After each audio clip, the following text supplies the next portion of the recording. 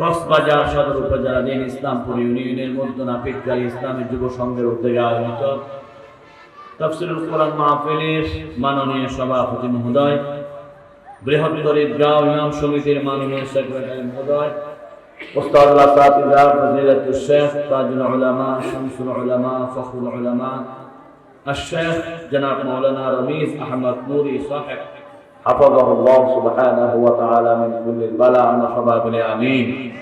আজকের মাহফিলের প্রধান মুফাসসির হিসেবে উপস্থিত থাকার সম্মতি জ্ঞাপন করেছেন আন্তর্জাতিক খ্যাতি সম্পন্ন মুফাসসির কোরআন মিডিয়া ব্যক্তিত্ব মাওলানা আব্দুল্লাহ আল আমিন সাহেব হাফাজাহুল্লাহ সুবহানাহু ওয়া তাআলা মিন কুল্লি বালা। এতক্ষণ পর্যন্ত সারগর্ভ আলোচনা পেশ করলেন বৃহত্তর ঈদগাহ ইমাম সমিতির মাননীয় সভাপতি মহোদয় হযরতুল আল্লাহ জনাব মাওলানা এনামুল হক ইসলামাবাদী সাহেব। কথা বলেছেন হযরত মাওলানা কারি আহমদ সাঈদ সাহেব বারাকাল্লাহু ফি হায়াতিহি। মঞ্চে উপস্থিত রয়েছেন এই এলাকার সকলের জননন্দিত নেতা সাবেক মেম্বার জনাব আলহাজ উবাইদুর রহমান সাহেব, জনাব উবাইদুর রহমান সাহেব বারাকাল্লাহু ফি হায়াতিহি, হযরতুল আল্লাহ জনাব মাওলানা মনসুর সাহেব, দুজনেই মনসুর হক সাহেব বারাকাল্লাহু ফি হায়াতিহিমা, এবং যিনি এই নিস্তেজ জাতিকে সতেজ করার জন্য সুন্দর পরিচালনা উপহার দিচ্ছেন, অত্যন্ত সুকণ্ঠের অধিকারী বিজ্ঞ পরিচালক উপস্থাপক জনাব মিরাজ সাহেব বারাকাল্লাহু ফি হায়াতিহি, সুললিত কণ্ঠে মধুর কণ্ঠে যিনি ইসলামী সঙ্গীত প্রেরণ করে পরিবেশনা করে জাতিকে সান্ত্বনা জুগিয়েছেন অত্যন্ত চমৎকার ভাবে জনাব মোহাম্মদ আরাফাত হোসেন সাহেব বারাকাল্লাহু ফি হায়াতিহি, দিগর নায়েবের হযরত উলামায়ে কেরাম, শ্রদ্ধাভাজন মুরব্বিয়ান আযম, ব্রাদারানি ইসলাম, সুধী মণ্ডলী, ছোট ছোট মাসুম বাচ্চাগণ, প্রধানশীল আমার অত্যন্ত শ্রদ্ধেয় মা বোনেরা, মাইকের আওয়াজ যতদূর যাচ্ছে সর্বস্তর তৌহিদি জনতা, আসসালামু আলাইকুম ওয়া রাহমাতুল্লাহি ওয়া বারাকাতুহু। আপনারা সবাই কেমন আছেন? সবাই জবান খুলে বলুন কেমন আছেন? এই ভালো রাখবেন কে? সব সময় আমাদেরকে সুস্থ রাখার মালিকের নাম কি? তার দরবারে জবান খুলে মুহাব্বত নিয়ে সকলে করি আলহামদুলিল্লাহ। বাহিরে যারা ঘোরাফেরা করতেছেন, বিভিন্ন দোকানে চলাফেরা করতেছেন, আল্লাহর কোরআনের মাহফিল বাদ দিয়ে আপনারা যে ঘোরাফেরা করতেছেন আল্লাহর কাছে অবশ্যই জবাব দিতে হবে। সেজন্য মাইকের আওয়াজ যতদূর যাচ্ছে সবাইকে অনুরোধ জানাচ্ছি আপনারা দয়া করে প্যান্ডেলের ভিতর চলে আসেন। মাহফিলের যতটুকু প্যান্ডেল রেখেছেন ততটুকুর মধ্যে ঢুকলেই সরাসরি জান্নাতের বাগানে ঢুকাবেন কে? আল্লাহ রাব্বুল আলামিনের হাবিব বলেছেন যতটুকু মাহফিলের জায়গা ততটুকু জান্নাতের জায়গা, ইল্লা নাযালাত আলাইহিমুস সাকিনা ওয়া গাশিয়াতুহুমুর রাহমা। অনেক লম্বা হাদিসের দিকে যাচ্ছে না, সুতরাং সবাই মাহফিলে বসার তৌফিক দান করুন, সবাই সহযোগিতা করুন, আল্লাহ সবাইকে কবুল করুন, বলুন আমিন। বিশ্বের মধ্যে সবচাইতে যে রোগটা বিশ্বের মধ্যে চেয়ে গেছে সেই রোগের নাম কি? করোনা। করোনা মহামারী আপনাদের কারো হয়েছে? এখানে কেউ আছে করোনা রোগী? আল্লাহ আমাদেরকে পানা দান করুক, আমরা বলি আমিন। বিভিন্ন জায়গায় গ্রামের মধ্যে মাহফিলে যাচ্ছে, অনেকে করোনা কি জিনিস বুঝেও না, ঠিক কিনা? ঢাকা, চট্টগ্রাম, বিভিন্ন শহরে দেখা যায় ওরা করোনা থেকে বাঁচার জন্য কত সতর্কতা অবলম্বন করে। আমেরিকার প্রেসিডেন্ট বাইডেন বলেছে 100 দিন মাস্ক পরতে হবে কমপক্ষে। আমাদের এলাকায় মোড়ে মোড়ে লেখা আছে no mask no service, mask নাই সার্ভিস নাই, অবশ্যই মাস্ক পরতে হবে। করোনা থেকে বাঁচার জন্য আমরা মনে করতেছি মাস্ক এই আসল সমাধান। এই জন্য আমরা অনেকে মনে করতেছি মাস্ক পরি, অনেকে মনে করি সচেতনতা অবলম্বন করি, অনেকে মনে করি নিরাপদ দূরত্ব অবস্থান করে থাকি। এটাই করোনা থেকে বাঁচার জন্য একমাত্র ওষুধ হতে পারে না, ঠিক কিনা বলেন? বিশ্বের মধ্যে সবচাইতে যে দেশটা করোনা রোগে আক্রান্ত হয়েছে বলতে পারেন কোন দেশ? কোন দেশ? চীন। চীনের মধ্যে উদ্বোধন হয়েছে কিন্তু সবচাইতে বেশি করোনা রোগ হয়েছে আমেরিকাতে। কোন দেশে? আমেরিকা। কারণ বিশ্বের মধ্যে সবচাইতে উন্নত মানের রাষ্ট্র হচ্ছে আমেরিকা। যত উন্নত তত করোনা, ঠিক কিনা? যত উন্নত তত কি করোনা।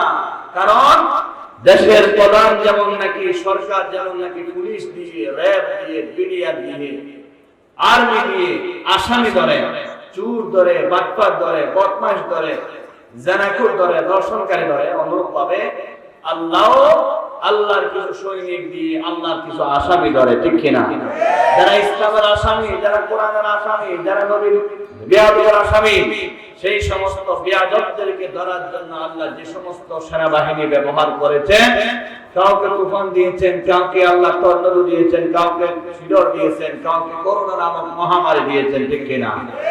এই করোনা নামক মহামারীতে হাজার হাজার লক্ষ লক্ষ মানুষ পৃথিবীতে মারা গেছেন। জোরে বলুন ইন্না লিল্লাহি ওয়া ইন্না ইলাইহি রাজিউন। ভূমিকায় আমি আপনাদেরকে একটা তালিকা জানাচ্ছি, মিডিয়া ভাইদেরকে জানাচ্ছি, এই করোনার তালিকাটা সবখানে যাতে আমরা প্রচার করতে পারি। বিশ্বের মধ্যে সবচাইতে করোনা রোগে আক্রান্ত হয়েছে কোনদের বলছিলাম?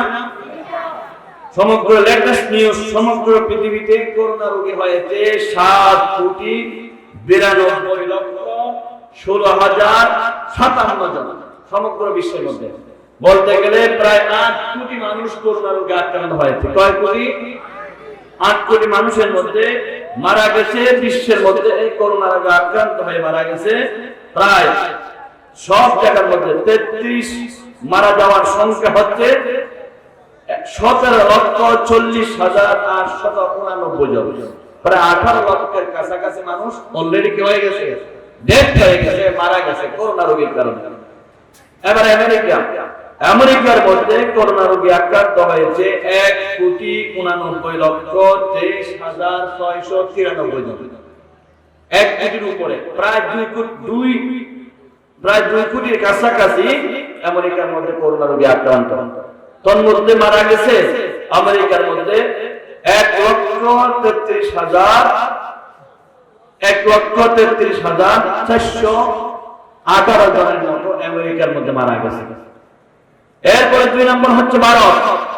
ভারতে সর্বমোট করোনা রোগে আক্রান্ত হয়েছে 1,30,65 জন। ভারতের মধ্যে মারা গেছে প্রায় করোনা রোগে আক্রান্ত হয়ে 1,46,820 জন।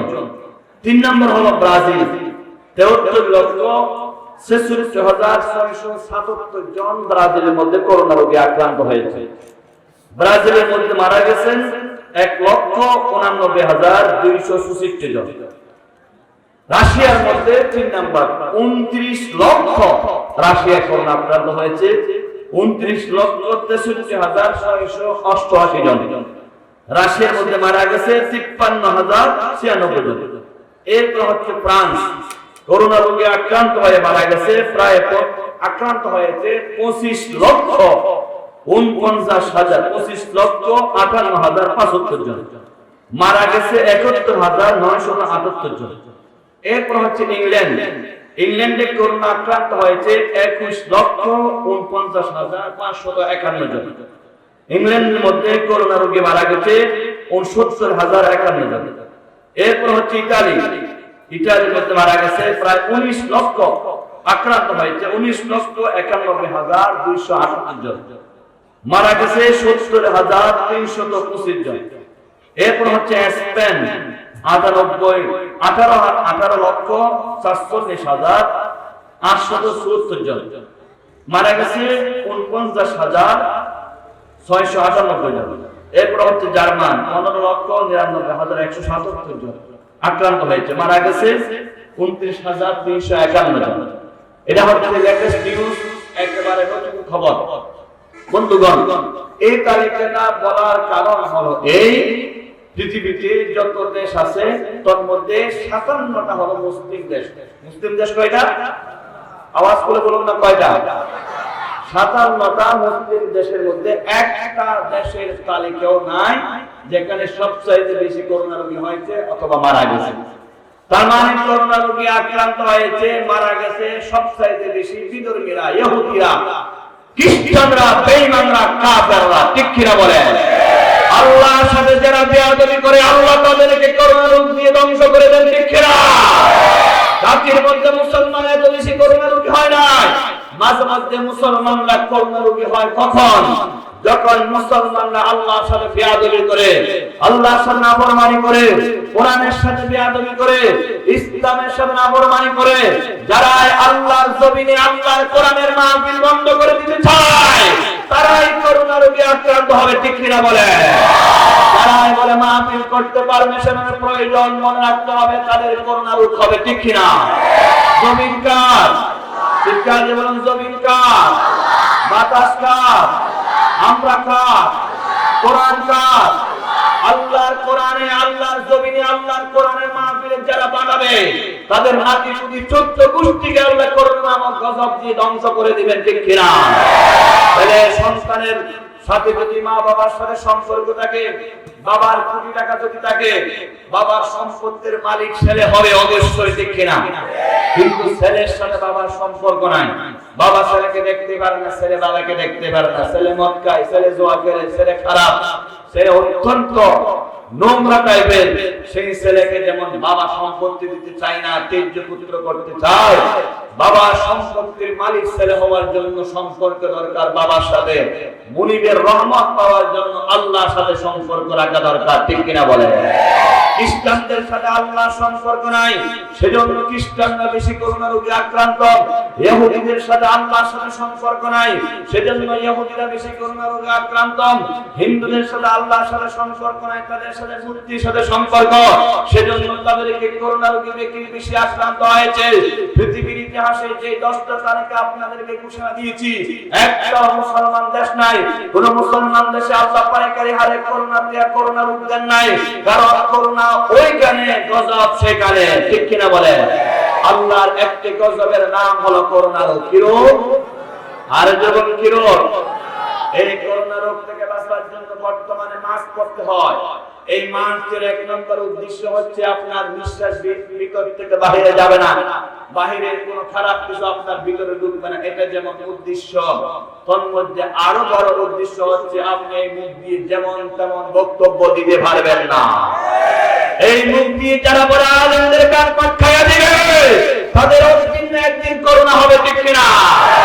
এই জবান দিয়ে যারা লাগামহীন বক্তব্য দেয়, যারা বলে এই মুখ দিয়ে আলেমদেরকে ভিক্ষুক ডাকে, আলেমদের সাথে বেয়াদবি করে, আমার আব্বা মারা গেলে আলেম লাগবে না, জানাজা পড়ে আমি নিজে পড়াইতে পারি, এই সমস্ত কাহিনী করে যাদের মুখ দিয়ে লাগামহীন বক্তব্য দেওয়া হয়, আল্লাহ রাব্বুল আলামিন তাদেরকে অবশ্যই একটা না একটা গজব দিবে, সেই গজব থেকে বাঁচতে পারবে না। বিশ্বের সকল মুসলমান এক হয়ে গেছে আল্লাহর নাফরমানি, ইসলামের নাফরমানি, কোরআনের নাফরমানি, আলেম আমাদের সাথে যারা বেয়াদবি করে বাংলার জমিনে তাদের ঠিকানা হবে না, হবে না, হবে না। প্রয়োজনে জীবন দিতে হবে, রক্ত দিতে হবে। কারা কারা রাজি আছেন আল্লাহকে দেখায়?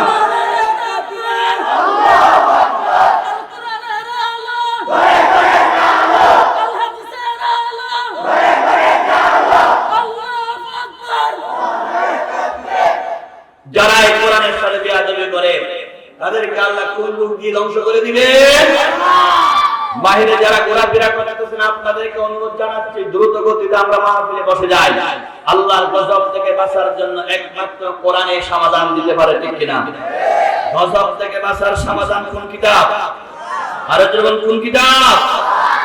যখন নাকি চীনের মধ্যে 2019 সালে 2018 সালের শেষের দিকে যখন করোনা, 19 সালের শেষের দিকে করোনা রোগ হলো, চীনের কিছু মুসলমান বাংলাদেশে পাঠিয়ে দিয়েছে বাংলাদেশের নাগরিক, তাদেরকে ঢাকায় হাজি ক্যাম্পে রাখা হলো 14 দিন। 14 দিন পরে তাদের সব করোনা রোগ ভালো হয়ে গেল। তাদেরকে জিজ্ঞাসা করলেন, তোমরা কোন ওষুধ খেয়েছো এই 14 দিন পর্যন্ত, কোন ভ্যাকসিন তৈরি করেছো, কোন ভ্যাকসিন বেড়েছো? বর্তমান করোনা রোগ ভালো হওয়ার জন্য যে ভ্যাকসিন তৈরি করতেছে আমেরিকা, শুনে আশ্চর্য হয়ে যাবেন, সেই ভ্যাকসিনের মধ্যে শুকরের মাংস মিশিয়ে দিচ্ছে, শুকরের রক্ত মিশিয়ে দিচ্ছে, যাতে মুসলমানরা শুকরের রক্ত খেয়ে করোনা রোগী ভালো হওয়ার জন্য চেষ্টা করে। আমরা জানি প্রয়োজনে জীবন চলে যাবে, তারপর আমরা শুকরের রক্তের ভ্যাকসিন টিকা খাবো না, ঠিক কিনা বলে? আমাদের শরীরে আমরা হারাম ঢুকাইতে পারি না। ঠিক কিনা বলেন? আমার বন্ধুগণ, বাংলাদেশের নাগরিকদের যখন নাকি হাজি ক্যাম্পে ঢুকাই দেওয়া হলো, 14 দিন পরে তাদেরকে যখন ভালো হয়ে গেল, জিজ্ঞাসা করলেন তোমরা কোন কাজ করেছো, কোন টিকা কোন ইনজেকশন মেরেছো? তারা বলেছেন 14টা দিন আমরা শুধু একটা দোয়া পড়েছি, সেই দোয়ার কারণে আল্লাহ আমাদের করোনা ভালো করে দিয়েছেন। আল্লাহু আকবার। সেই দোয়া হলো কোরআনে কারীমের 17 নম্বর পারা 8 নম্বর পৃষ্ঠার দোয়া।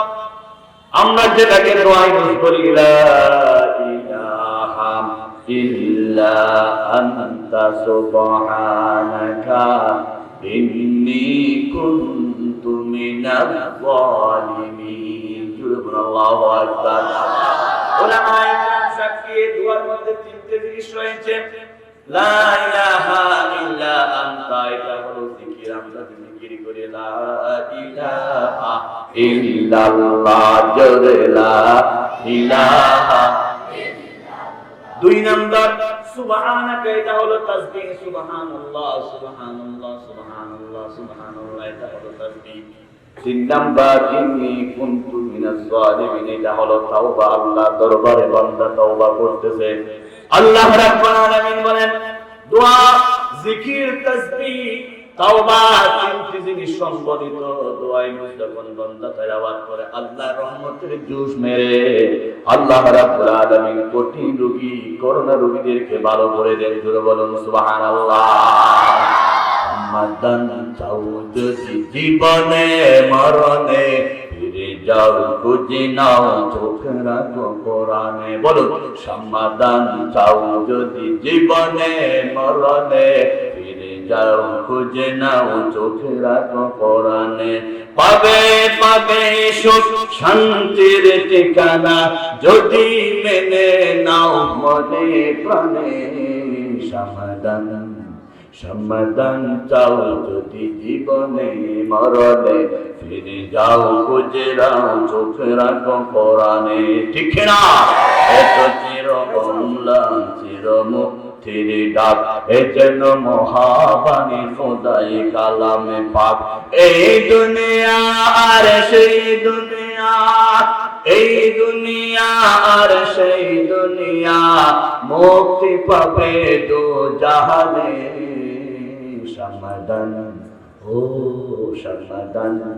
সমাধান চাও যদি জীবনে মরণে, ফিরে যাও খুঁজে নাও চোখ রাখো কোরআনে। ঠিক না? এবারে সকলের নয় শুধু মুমিনের, যারাই চলবে মেনে ফল পাবে কোরআনে। ঘরে বলো কিংবা রাস্তে বলো, ঘরে বলো কিংবা রাস্তে বলো, অশান্তি দূর করে শান্তি আনে। সমাধান চাও যদি জীবনে মরণে, ফিরে যাও খুঁজে নাও চোখ রাখো কোরআনে। সমাধান চাও যদি জীবনে মরণে, ফিরে যাও খুঁজে নাও চোখ রাখো কোরআনে। ঠিক না? সব সমস্যার সমাধান দিতে পারে কোন কিতাব?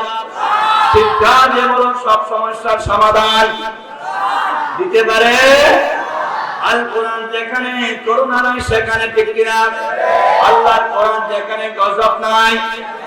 আপনারা বলতে পারেন হুজুর বাংলাদেশে তো করোনা রোগ আছে, বাংলাদেশে তো কোরআনে আছে, তারপরও করোনা রোগ কেন আছে? বাংলাদেশে করোনা রোগ বাড়তেছে অক্টোবর মাসের 2020 সালে 18 অক্টোবর থেকে, যেদিন থেকে বাংলাদেশে সিনেমা হল চালু করে দিয়েছে, সেদিন থেকে আল্লাহর গজব নাযিল হচ্ছে। আমার কথা নয়, আল্লাহর কোরআনের কথা। কোরআন বলে দেখুন, পারা নম্বর হলো 21, পৃষ্ঠা নম্বর হলো 10, সূরার নাম হলো লোকমান, আয়াত নম্বর হলো 4। রব্বুল আলামিন বলেছেন ওয়া মিনান নাসি মান ইয়াশতারি লাহওয়াল হাদীথি লিয়ুদিল্লা আন সাবিলিল্লাহি বিগাইরি ইলমিন ওয়া ইয়াত্তাখিযাহা হুজুওয়া উলাইকা লাহুম আযাবুম মুহিন। চিৎকার দিয়ে বলুন আল্লাহু আকবার। যারা আল্লাহর কোরআনকে বাদ দিয়ে লাউল হাদিসের তাফসীর হলো গান বাজনা, যারা এই গান বাজনা চালু করবে, বিজয় দিবসের নাম দিয়ে মোড়ে মোড়ে যারা গান বাজনা চালু করবে, মেহেদি অনুষ্ঠানের নাম দিয়ে যারা বিবাহ অনুষ্ঠানের জানার অনুষ্ঠান, মেহেদি অনুষ্ঠানে গান বাজনা করবে, সুন্নতি অনুষ্ঠান, খতনা অনুষ্ঠানে যারা গান বাজনা করবে, মাত্র একদিন পরে 31 ডিসেম্বর 31st নাইট পালন করতে গিয়ে যারা গান দিয়ে বছর শেষ করবে, বছর শুরু করবে, তাদের উপর উলাইকা লাহুম আযাবুন মুহিন। ঠিক না? সুতরাং বাংলার জমিন থেকে যদি করোনা বন্ধ করতে চায়, বিশাল ময়দান থেকে আমরা সরকারের কাছে জোর দাবি জানাই, প্রশাসন ভাইদের কাছে জোর দাবি জানাই, বাংলাদেশের প্রতিটা ইঞ্চি জমিন হলো আল্লাহর ওলিদের জমিন, ইসলামের মুকদ্দাসের জমিন। এই জমিনে গান শুনতে দেওয়া যাবে না, এই জমিনে জানাজা শুনতে দেওয়া যাবে না। যখন গান বন্ধ হয়ে যাবে, অটোমেটিক করোনা দূর করে দিবেন কে? আল্লাহ। আছে কিনা?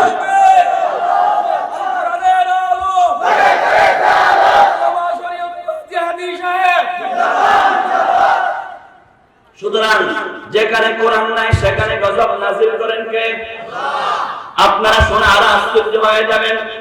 বর্তমানে একটা নতুন সিনেমা চালু করেছে, যে সিনেমার নাম দিয়েছে কমান্ডো। কি নাম? আর জোরে নামটা মনে রাখবেন, মিডিয়ার বাইরে গুরুত্ব সহকারে প্রচার করবেন। কমান্ডো এই সিনেমাটা অভিনয় করেছে যে নাম, তার নাম হলো দেব। কি নাম? এই সিনেমার মধ্যে যিনি পরিচালনা করেছেন তার নাম হলো শামীম। সিনেমাতে পরিচালনা করুন না কেন, আমি এই বিশাল মাহফিলে করার উদ্দেশ্য হচ্ছে আপনাদের মাহফিলের ব্যানারে যেমন কালিমা তয়্যিবা লিখেছেন, লা ইলাহা ইল্লাল্লাহু মুহাম্মাদুর রাসূলুল্লাহ সাল্লাল্লাহু আলাইহি ওয়াসাল্লাম। ওই বেয়াদব সিনেমা হলে পোস্টার করেছে, সিনেমা হলে স্টেজ করেছে, উপরে কালিমা তয়্যিবা লিখে দিয়েছে। জোরে বলুন নাউজুবিল্লাহ। নিচে একজন সভাপতির মতো আলেম দিয়েছেন, ওই আলেমের হাতে একটা ফুল দিয়েছেন এবং জানাইয়া দিয়েছেন, যারা এই কালিমা পড়ে তারাই সন্ত্রাসী, যারা এই কালিমা পড়ে তারাই বড় বড় মারামারি করে, যারা লা ইলাহা ইল্লাল্লাহ বলে তাদের হাতে অস্ত্র থাকে। জোরে বলুন নাউজুবিল্লাহ। এই বিশাল ময়দানে আমরা জানিয়ে দিতে চাই, এই কমান্ডো সিনেমাটা বাংলাদেশের পর্দায় ওপেন করতে দেওয়া হবে না, হবে না, হবে না। প্রয়োজনে আমরা জীবন দেব, রক্ত দেব, তারপর আল্লাহর কালিমার শানে বেয়াদবিমূলক সিনেমা পাক জমিনের মধ্যে ওপেন করতে দেওয়া যাবে না, যাবে না, যাবে না। প্রয়োজনে বদরে যেতে হলে রাজি আছেন, প্রয়োজনে উহুদে যেতে হলে রাজি আছেন, প্রয়োজনে আরেকবার কারবালার ময়দানে কারাগারে যেতে রাজি আছেন। জিহাদ জিন্দাবাদ।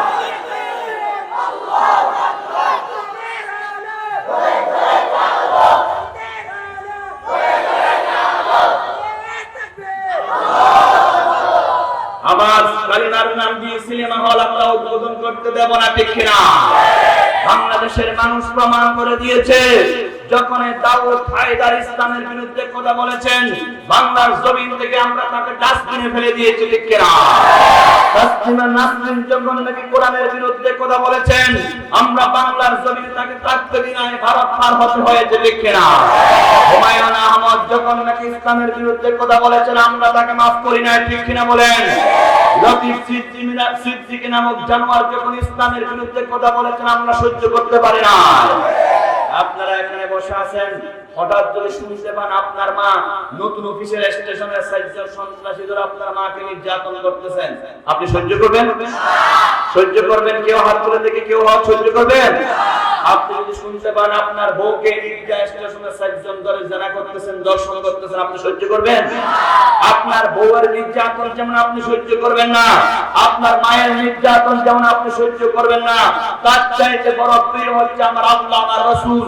আল্লাহ এবং রাসূলের শানে বেয়াদবি করলে আমরা সহ্য করতে পারি না, ঠিক না? যখন যারা বেয়াদবি করেছেন আমরা তাদের বিরুদ্ধে সোচ্চার হয়েছে, ঠিক কিনা বলেন? সুপ্রিম কোর্টের সামনে যখন মূর্তি নির্মাণ করার সিদ্ধান্ত নিয়েছিল, বাংলাদেশের টেকনাফ থেকে তেতুলিয়া, রূপসা থেকে পাতুরিয়া সমস্ত উলামায়ে কেরাম আন্দোলন করেছে, বাংলাদেশের সুপ্রিম কোর্টের সামনে মূর্তি নির্মাণ করতে দেওয়া যাবে না, যাবে না, যাবে না। শেষ পর্যন্ত মাননীয় প্রধানমন্ত্রী বলেছিলেন এখানে মূর্তির কোনো দরকার নাই। আলেম ওলামাদের আন্দোলনে, হাফেজ মুফতি মুহাদ্দিস সকলের আন্দোলনে আপনি মূর্তিটা সরাতে বাধ্য হয়েছিলেন। এরপর পর্যন্ত ইসলাম বিরোধী কোনো মূর্তি বাংলার জমিনে আমরা দেখতে দেব না, ঠিক কিনা বলেন? আমরা সবাই ঐক্যবদ্ধ হয়ে গেছি, ঠিক কিনা?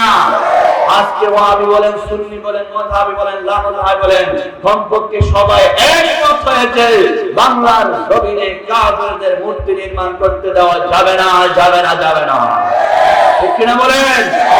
আমাদের সমাজে অনেকে বলে হুজুর মূর্তি নিয়ে কোনো কথা বলবেন না। আমি বলছি যদি কথা বলি তাহলে দুনিয়ার জমিনে মামলা হামলা হতে পারে, কথা না বললে জাহান্নামের আসামি হয়ে যেতে হবে। আমি জাহান্নামের আসামি হতে চাই না। দুনিয়ায় হাজারো নির্যাতন সহ্য করব, তারপর আল্লাহকে খুশি করতে হবে, ঠিক কিনা বলেন? সব কিছু কাকে খুশি করতে হবে? আল্লাহকে খুশি করার জন্য সব বলতে হবে, ঠিক কিনা? আজকে তোমরা সিনেমা চালু করতেছো মুসলমানদের কালিমার নাম দিয়ে।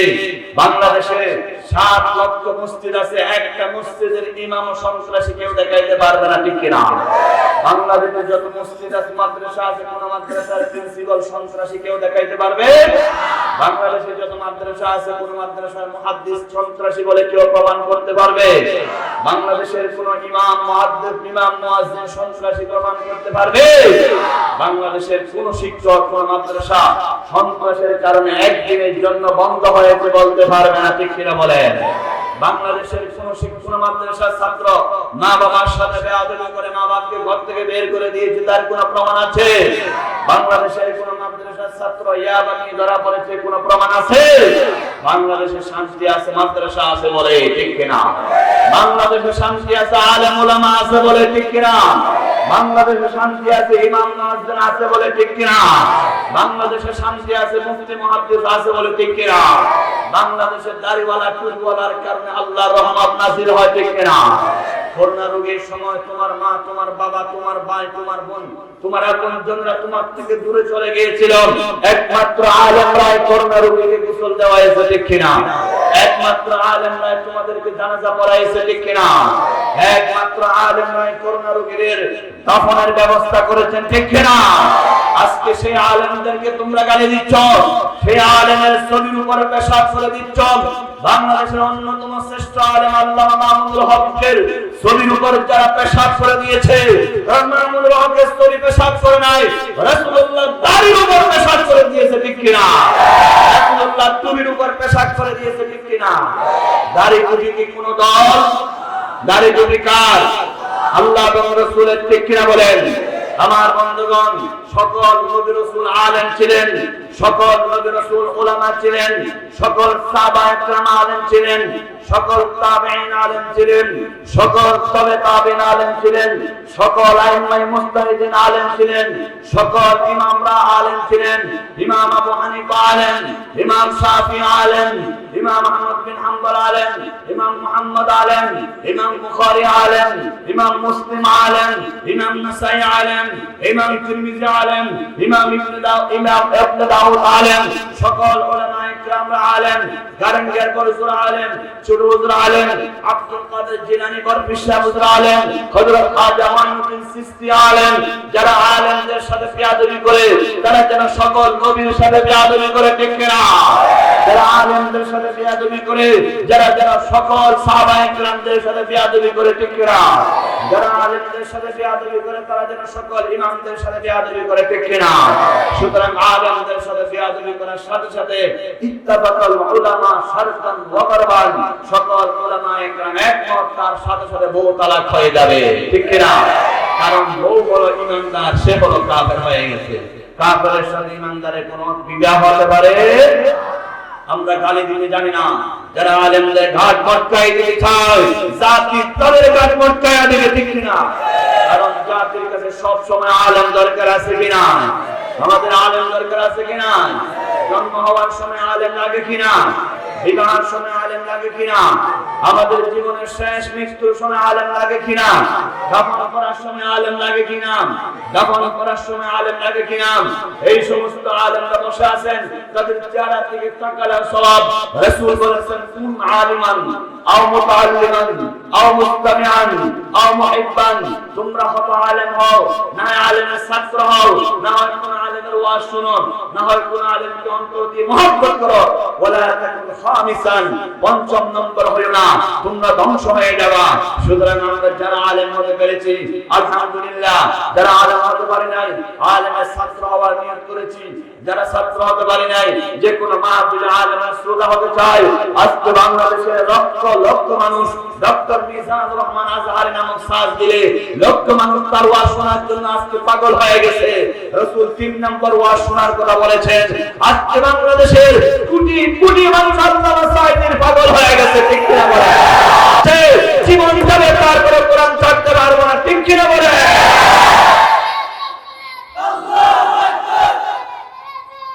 আমার বন্ধুগণ, সুতরাং সবাই ইসলামের জন্য কোরআনের জন্য আজকে সবাই পাগল, ঠিক কিনা? যারা আমরা কোরআনের জন্য পাগল তাদের করোনা রোগ হবে না, ঠিক কিনা? বলে দিয়েছেন কে? আরো যখন কে? আল্লাহ রাব্বুল আলামিন বলেছেন কোরআনে কারীম 12 নম্বর হলো 21, পৃষ্ঠা নম্বর হলো 7, সূরার নাম হলো আয়াত নম্বর হলো 40, লাইন নম্বর হলো 14 এবং 15। আমার আল্লাহ বলেন যাহারাল ফাসাদু ফিল বাররি ওয়াল বাহরি বিমা কাসাবাত আইদিন নাস। আল্লাহু আকবার। রাব্বুল আলামিন বলেন দুনিয়ার মধ্যে আল্লাহ যত কসব দেয়, যত গজব দেয়, যত আযাব দেয়, সব তোমাদের হাতের কামাইয়ের কারণে তোমরা অন্যায় করো, অপরাধ করো, জুলুম করো। আল্লাহ তোমাদেরকে শাস্তি দেওয়ার জন্য করুণা নামক গজব দিয়ে দেন। জোরে বলুন নাউযুবিল্লাহ। কোরআনে কারীমে রব্বুল আলামিন আরো বলেন মা আসাবাকুম মিন মুসিবাতিন ফাবিমা কাসাবাত আইদিকুম ওয়া ইয়াফু আন কাসীর। আল্লাহু আকবার। দুনিয়ার মধ্যে যত মুসিবত দেখো, বিপদ দেখো, সব তোমাদের হাতের কামাইয়ের কারণে হয়। অনেক আল্লাহ মাফ করে দেন। আল্লাহ রাব্বুল আলামিন আরো বলেন 12 নম্বর হলো 5, সূরার নাম হলো আসওয়ার, নাম হলো নিসা, পৃষ্ঠা নম্বর হলো 20। আমার বন্ধুগণ লাইন নম্বর হলো 14 এবং 15। আমার আল্লাহ বলেছেন মা ইয়াফআলুল্লাহু বিআযাবিকুম ইন শাকারতুম ওয়া আমানতুম। আল্লাহু আকবার। আল্লাহ রাব্বুল আলামিন বলেন কখনো আল্লাহ তোমাদেরকে আযাব দিবেন না, করুণা দিবেন না, গজব দিবেন না যদি তোমরা আল্লাহর শুকরিয়া আদায় করো, আল্লাহর কোরআন ধরে রাখো, তোমরা যদি ঈমানদার হয়ে যাও। সব সমস্যার সমাধান আল্লাহ তোমাদেরকে বানায়া দিবে যদি তোমরা আল্লাহকে ধরে থাকো, ঠিক কিনা? রাব্বুল আলামিন আরো বলেন মা কানা আল্লাহু লিউআযিবাহুম ওয়া আনতা ফীহিম ওয়া মা কানা আল্লাহু মুআযিবাহুম ওয়া হুম ইয়াস্তাগফিরুন। চিৎকার দিন আল্লাহু আকবার। আল্লাহ রাব্বুল আলামিন মা কানা আল্লাহু লিউআযিবাহুম ওয়া আনতা ফীহিম, যে সমাজের মধ্যে হে রাসূল আপনি রয়েছেন সেই সমাজের মধ্যে আমি করুণা দেব না, গজব দেব না, আযাব দেব না।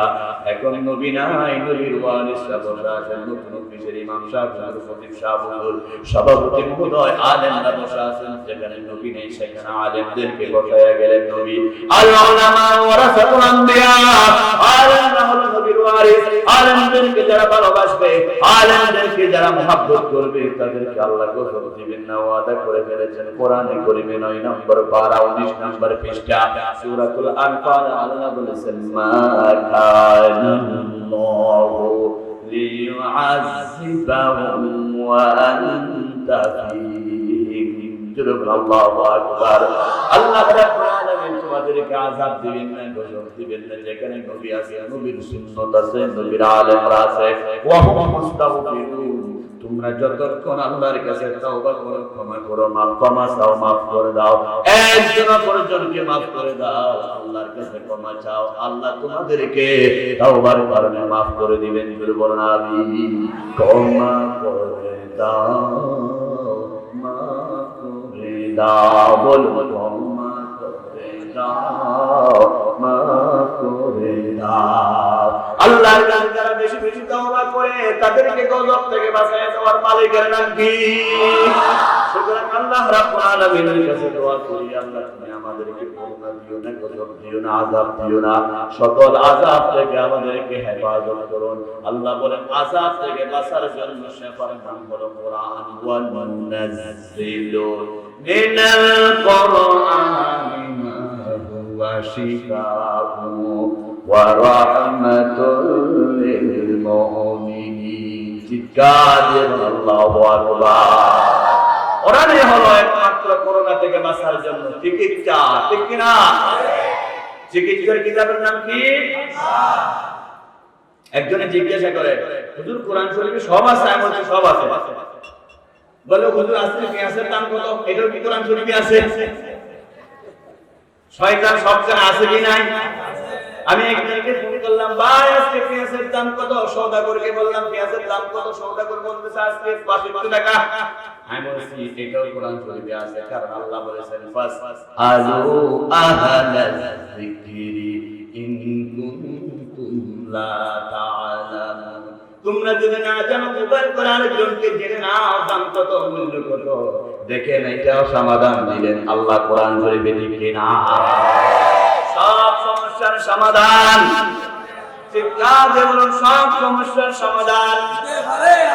আর বর্তমান যুগের সবচেয়ে বড় সমস্যা হচ্ছে ইয়াবা, ঠিক কিনা? বাবা আছে নাকি নাই? বর্তমান যুগের সবচেয়ে বড় সমস্যা হচ্ছে ফেন্সিডিল, ঠিক কিনা? বর্তমান যুগের সবচেয়ে বড় সমস্যা হচ্ছে ক্যাসিনো। এখানে আছে নাকি? ক্যাসিনো কে কাছে আছে কি নাই? সরকারকে ধন্যবাদ জানাই, সরকার পাইকারি হারে ক্যাসিনো গ্রেফতার করেছে, আলহামদুলিল্লাহ বলেন। জার্মানির একজন ডাক্তার বলেছেন যে দেশের সরকার আমাকে দুইটা জিনিসের ওয়াদা দিতে পারবে, মদ বন্ধ হয়ে গেছে, জুয়া বন্ধ হয়ে গেছে, আমি সেই দেশের দুইটা জিনিসের নিরাপত্তা দিতে পারবো। একটা হলো হাসপাতাল বন্ধ লাগবে না, আরেকটা হচ্ছে জেলখানা লাগবে না। যত রোগী হাসপাতালে যায় তার মধ্যে অধিকাংশ রোগী মদ ইয়াবা বাবার কারণে, যত রোগী জেলখানায় যায় অধিকাংশ মানুষ মদের কারণে, ঠিক কিনা বলে? আল্লাহ রাব্বুল আলামিন কোরআনে কারীমে ঘোষণা করলেন, পারা নাম্বার হলো 7, পৃষ্ঠা নাম্বার হলো 2, সূরার নাম হলো মাইদা। আল্লাহ রাব্বুল আলামিন 90 নম্বর আয়াতে বলেন, ইয়া আইয়ুহাল্লাযীনা আমানু ইন্নামাল খামরু ওয়াল মাইসিরু ওয়াল আনসাবু ওয়াল আজলাম রিজসুম মিন আমালিশ শাইতান ফাজতানিবুহু লাআল্লাকুম তুফলিহুন। চিৎকার দিবেন আল্লাহু আকবার। কথা কার? হুকুম কার? রাগ করবেন আমার সাথে। জিহাদের বক্তব্য নয়, সরাসরি কোরআন থেকে বলতেছেন। মোবাইল থাকলে কুট করে নেন, খাতা কলম থাকলে নোট করে নেন। আমার বক্তব্য নয়, কোরআন শরীফের সূরাতুল মাইদার 90 নম্বর আয়াতে আল্লাহ বলেছেন, হে ঈমানদারগণ, ইন্নামাল খামরু, নিশ্চয় মদ, ওয়াল মাইসিরু, জুয়া, ওয়াল আনসাবু, মূর্তি পূজা, ওয়াল আজলামু, আর হলো লটারি খেলা, রিজসুন নাফাক, মিন আমালিশ শাইতান, সব হলো শয়তানের কাজ। ফাজতানিবুহু, তোমরা সবাই সেখান থেকে মুক্ত থাকো, দূরে থাকো। লাআল্লাকুম তুফলিহুন, তোমরাই সফল হয়ে যাবে। জুড়ে বলুন আল্লাহু আকবার। এই মত হলো কার কাজ? শয়তানের কাজ। জুড়ে বলুন কার কাজ? দুনিয়ার মধ্যে যারা মদ খায় তারা সব শয়তান ঘোষণা করলেন কে? যারা মদ বানায় তারা শয়তান ঘোষণা করলেন কে? যারা মদ বিক্রি করে তারা শয়তান ঘোষণা করলেন কে? যারা মদ সাপ্লাই দেয় তারা শয়তান ঘোষণা করলেন কে? যারা মদের সাথে সহযোগিতা করে তারা শয়তান ঘোষণা করলেন কে? আল্লাহর হাবিব বলেছেন, মদের কারণে 10 জনের উপরে অভিশাপ নাযিল হবে। কয়জন? এক নম্বর হলো মদের জন্য যারা টাকা আয় করে, এই সমস্ত লোক মদ বিক্রি করে যারা টাকা আয় করে, মদের মাধ্যমে যারা সংসার চালায়, তাদের উপর আল্লাহর গজব। 2 নম্বর হলো মদের কারণে আল্লাহর গজব নাযিল হয় 10 শ্রেণীর মানুষের উপর। 1 নম্বর মানুষ যে মদ তৈরি করে, 2 নম্বর মদের উপর মদের কারণে কসম নাযিল করা হয় যে মদ তৈরি করার জন্য নির্দেশ দেয় বা লাইসেন্স দেয় সে যত বড় সরকার ক্ষমতা হোক না কেন, মেম্বার, চেয়ারম্যান, এমপি, মন্ত্রী যত কেউ হোক না কেন, আমি কারো ব্যক্তিগত নামে বলছি না, রাসূলের হাদিস বলেছেন যারা মদের লাইসেন্স দেয় নিশ্চিত তারা জাহান্নামী। তাহাজ্জুদ করলো জাহান্নামী, পাঁচ ওয়াক্ত নামাজ পড়লো জাহান্নামী, মসজিদ বানালো জাহান্নামী, মাদ্রাসা বানালো জাহান্নামী। কারণ রাসূলের কথা আসমান উপরে আছে, উপরে থাকবে, কিয়ামতের আগে নিচে হয়ে যেতে পারে, জমিন নিচে আছে, নিচে থাকবে, কিয়ামতের আগে উলটপালট হয়ে যেতে পারে, সব কিছু পরিবর্তন হবে, রাসূলের কথা পরিবর্তন হবে না। আল্লাহ রাসূল বলেছেন আমি জান্নাতের মালিক ঘোষণা দিচ্ছি মদের কারণে 10 জনের জন্য জান্নাত হারাম। 1 নাম্বার যে মদ তৈরি করলো, 2 নাম্বার যে মদের লাইসেন্স দিল, 3 নাম্বার যে মদ পান করলো, মদ খেলো, 4 নাম্বার যারা মদ বহন করলো, যে গাড়িওয়ালা চুক্তি করে মদ বহন করলো, মদের ট্যাবলেটওয়ালাকে বহন করলো, 5 নাম্বার রাসূল বলেছেন যার জন্য বহন করে নিয়ে যাওয়া হচ্ছে, সেই বসের জন্য মদের গাড়িতে মদ তুলে দেওয়া হলো, খুশি করার জন্য 100-200 গাড়ি মদ ঘুরাইয়া দিয়েছে, এমন কিছু বস আছে কিনা? আমার বন্ধুগণ রাসূল 1000 বছর আগে সব বলে দিয়েছেন। 6 নাম্বার হচ্ছে যে একজন অপরজনকে মদ দিয়ে মেহমানদারি করে, একটু খান, একটু নেন, একটু ধরেন, এরকম মেহমানদারি করে। আর 7 নাম্বার রাসূল বলেছেন যে মদ বিক্রি করে। 8 নাম্বার রাসূল বলেছেন যে উপার্জনের কাম হিসাবে, ইনকাম হিসাবে মদকে বেছে নিয়েছেন। 9 নাম্বার রাসূল বলেছেন যে ক্রয় করে মদটাকে কিনলো। 10 নাম্বার রাসূল বলেছেন যে মদ করার জন্য নির্দেশ দিল এবং মদকে সবসময় সাপ্লাই দেওয়ার জন্য সহযোগিতা করলো। হাদিসটি রয়েছে তিরমিজি শরীফ, হাদিস নাম্বার 1295 নাম্বার, হাদিসটি রয়েছে ইবনে মাজাহ শরীফ, হাদিস নাম্বার 3381 নাম্বার হাদিস। ইবনে মাজাহ তিরমিজির হাদিসের মাধ্যমে প্রমাণ হয় এই মদের কারণে 10 জন লোক জাহান্নামে চলে যাবে। জোরে বলেন নাউজুবিল্লাহ। আপনাদের এখানে মদ নাই, ইয়াবা নাই, বাবা নাই, পেন্সিল নাই, জুয়া নাই, আছে? দেখি কারা কারা আছে, হাত তুলে দেখি। দেখেন কেউ নাই, সব মদ এলাকা মদ মুক্ত। আজকে থেকে ঘোষণা করবো না ফিটকারি মদ মুক্ত। আলহামদুলিল্লাহ বলেন না, এখানে কেউ নাই। আজকে থেকে তাকওয়া ওয়াদা করেন, তওবা করে আল্লাহর কাছে ক্ষমা চান। রাসূল বলেছেন قال رسول الله صلى الله عليه وسلم ثلاثه قد حرم الله عليهم الجنه। আমার রাসূল বলেছেন 3 শ্রেণীর উপর আল্লাহ জান্নাতকে হারাম করে দিয়েছেন, নিষেধ করে দিয়েছেন, জান্নাতের কাছেও যেতে পারবে না। 1 নাম্বার মুদমিনাল খুমার, যেই ব্যক্তি মদের সাথে সহযোগিতা করলো, এই 10 প্রকারের সাথে সংযুক্ত হলো। 2 নাম্বার ওয়াল আক, যেই ব্যক্তি মা বাবার সাথে বেয়াদবি করলো, মা বাবার চোখের পানি জমিনে ফেলালো, মা বাবাকে অভিশাপ দেওয়ার জন্য করলো, কাজ করলো। 3 নাম্বার হলো ওয়াতু ইউসুল্লাতি ইয়াকিরু বিআহলিল খবাস, ওই ঘরের মালিক, যে ঘরের মধ্যে দায়ুস রয়েছে, যে ঘরের মালিক দায়ুস, যে ঘরের বেগানা মহিলা ঘর থেকে বের হয়ে যায়, আর স্বামীর সাথে দুটো ভাই, আমার বন্ধুগণ, দেবরের সাথে ভাবি, এরকম ওপেন একেবারে ফ্রি মাইন্ডে চলাফেরা করে, যেখানে মধ্যে খারাপ কিছু রয়েছে, ওই ঘরের মালিক ওই জান্নাতে যাওয়া হারাম করে দিয়েছেন বিশ্ব নবী মুহাম্মদুর রাসূলুল্লাহ সাল্লাল্লাহু আলাইহি ওয়াসাল্লাম। জোরে বলুন নাউজুবিল্লাহ। আল্লাহর হাবিব বলেছেন, হাদিসটি তিরমিজি শরীফ, রাবির নাম হচ্ছে জাবের রাদিয়াল্লাহু তাআলা আনহু, ওয়ান জাবের রাদিয়াল্লাহু তাআলা আনহু রাসূলুল্লাহ সাল্লাল্লাহু আলাইহি ওয়াসাল্লাম قال মা আসকারা কাসীরাতুন ফাকালিলুহু হারাম। যত নেশাগ্রস্ত রয়েছে, জিনিস রয়েছে, সেটা নাম মদ হোক, সেটা নাম ইয়াবা হোক, সেটা নাম বাবা হোক, নাম ভিন্ন হোক না কেন, যত কিছু হোক না কেন, ফাকালিলুহু হারাম, যত কম হোক না কেন, তারপর হারাম ঘোষণা করলেন বিশ্ব নবী মুহাম্মদুর রাসূলুল্লাহ সাল্লাল্লাহু আলাইহি ওয়াসাল্লাম। জোরে বলুন আল্লাহু আকবার। 10 কেজি দুধের সাথে যদি 1 পুরা পেশাব দেয়, জায়েজ হবে না? 1 পুরা পেশাব এসে নাকি 10 কেজি দুধ নষ্ট করে দেয়, আপনার পুরা জীবন নামক মূল্যবান হায়াতটাকে মদ নামক একটা জিনিস যদি ঢুকাইয়া দেন, মদ আপনার জীবনকে ধ্বংস করে দিবে। আমার বন্ধুগণ, একটা গাড়ি যদি রাস্তায় চলে, গাড়িতে তেল লাগে, গ্যাস লাগে, যদি গাড়িতে তেল ফুরাইয়া যায় গাড়ি চলে না, গ্যাস ফুরাইয়া গেলে গাড়ি চলে না, অনুরূপ ভাবে তেলের সাথে পানি মিশাইয়া দিলে গাড়ি চলে না। কি চলে? তেলের সাথে পানি মিশালে যেমন গাড়ি চলে না। বন্ধুগণ, আপনার খাবার হালাল খাবারের সাথে মদ নামক হারাম খাবার যদি আপনার গাড়ি ঢুকান, শরীরে ঢুকান, এই শরীর জান্নাতে যাবে না। তেলের মধ্যে পানি মিশালে গাড়ি যেমন চট্টগ্রামে যাবে না, মাঝখানে আটকে যাবে, বেড বেড বেড বেড করে যখন স্টার্ট বন্ধ হয়ে যাবে, আপনার শরীর নামক গাড়ির মধ্যে যদি হালালের সাথে হারাম মদ ঢুকাইয়া দেয়, এই শরীরটাও জান্নাতে যাবে না।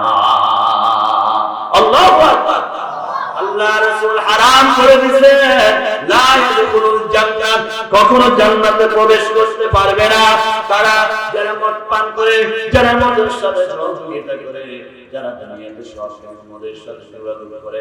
রাসূল বলেছেন, মদদি ব্যক্তি, মদদি বিক্রিকারী মৃত্যু হওয়া দরকার, দেরি হবে না, মৃত্যু হওয়ার সাথে সাথে আল্লাহ কবরস্থানে সুঘর বানায়া দিবে। কি বানায়া দিবে? ঠিক বলতেছেন না সবাই? কারণ ভয় পাচ্ছেন। যদি মদের সাথে যোগাযোগ না হয় তাহলে জোরে আওয়াজ করুন, ঠিক কিনা? কবরের মধ্যপায়ী ব্যক্তি মারা যাওয়ার সাথে সাথে কবরে কি বানিয়ে দেওয়া হবে?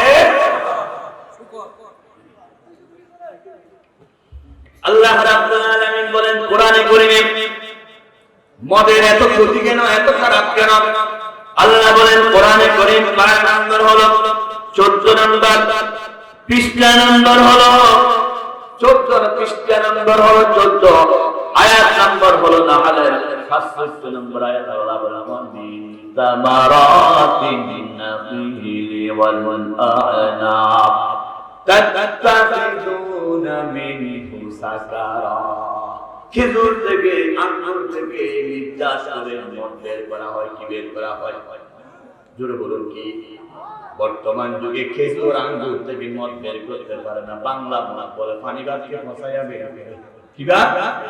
ফান্তাবাদ ফসাইয়া মদ বের করে। জোরে বলুন নাউজুবিল্লাহ। এটার নাম দিয়েছে বলে বাংলা মদ।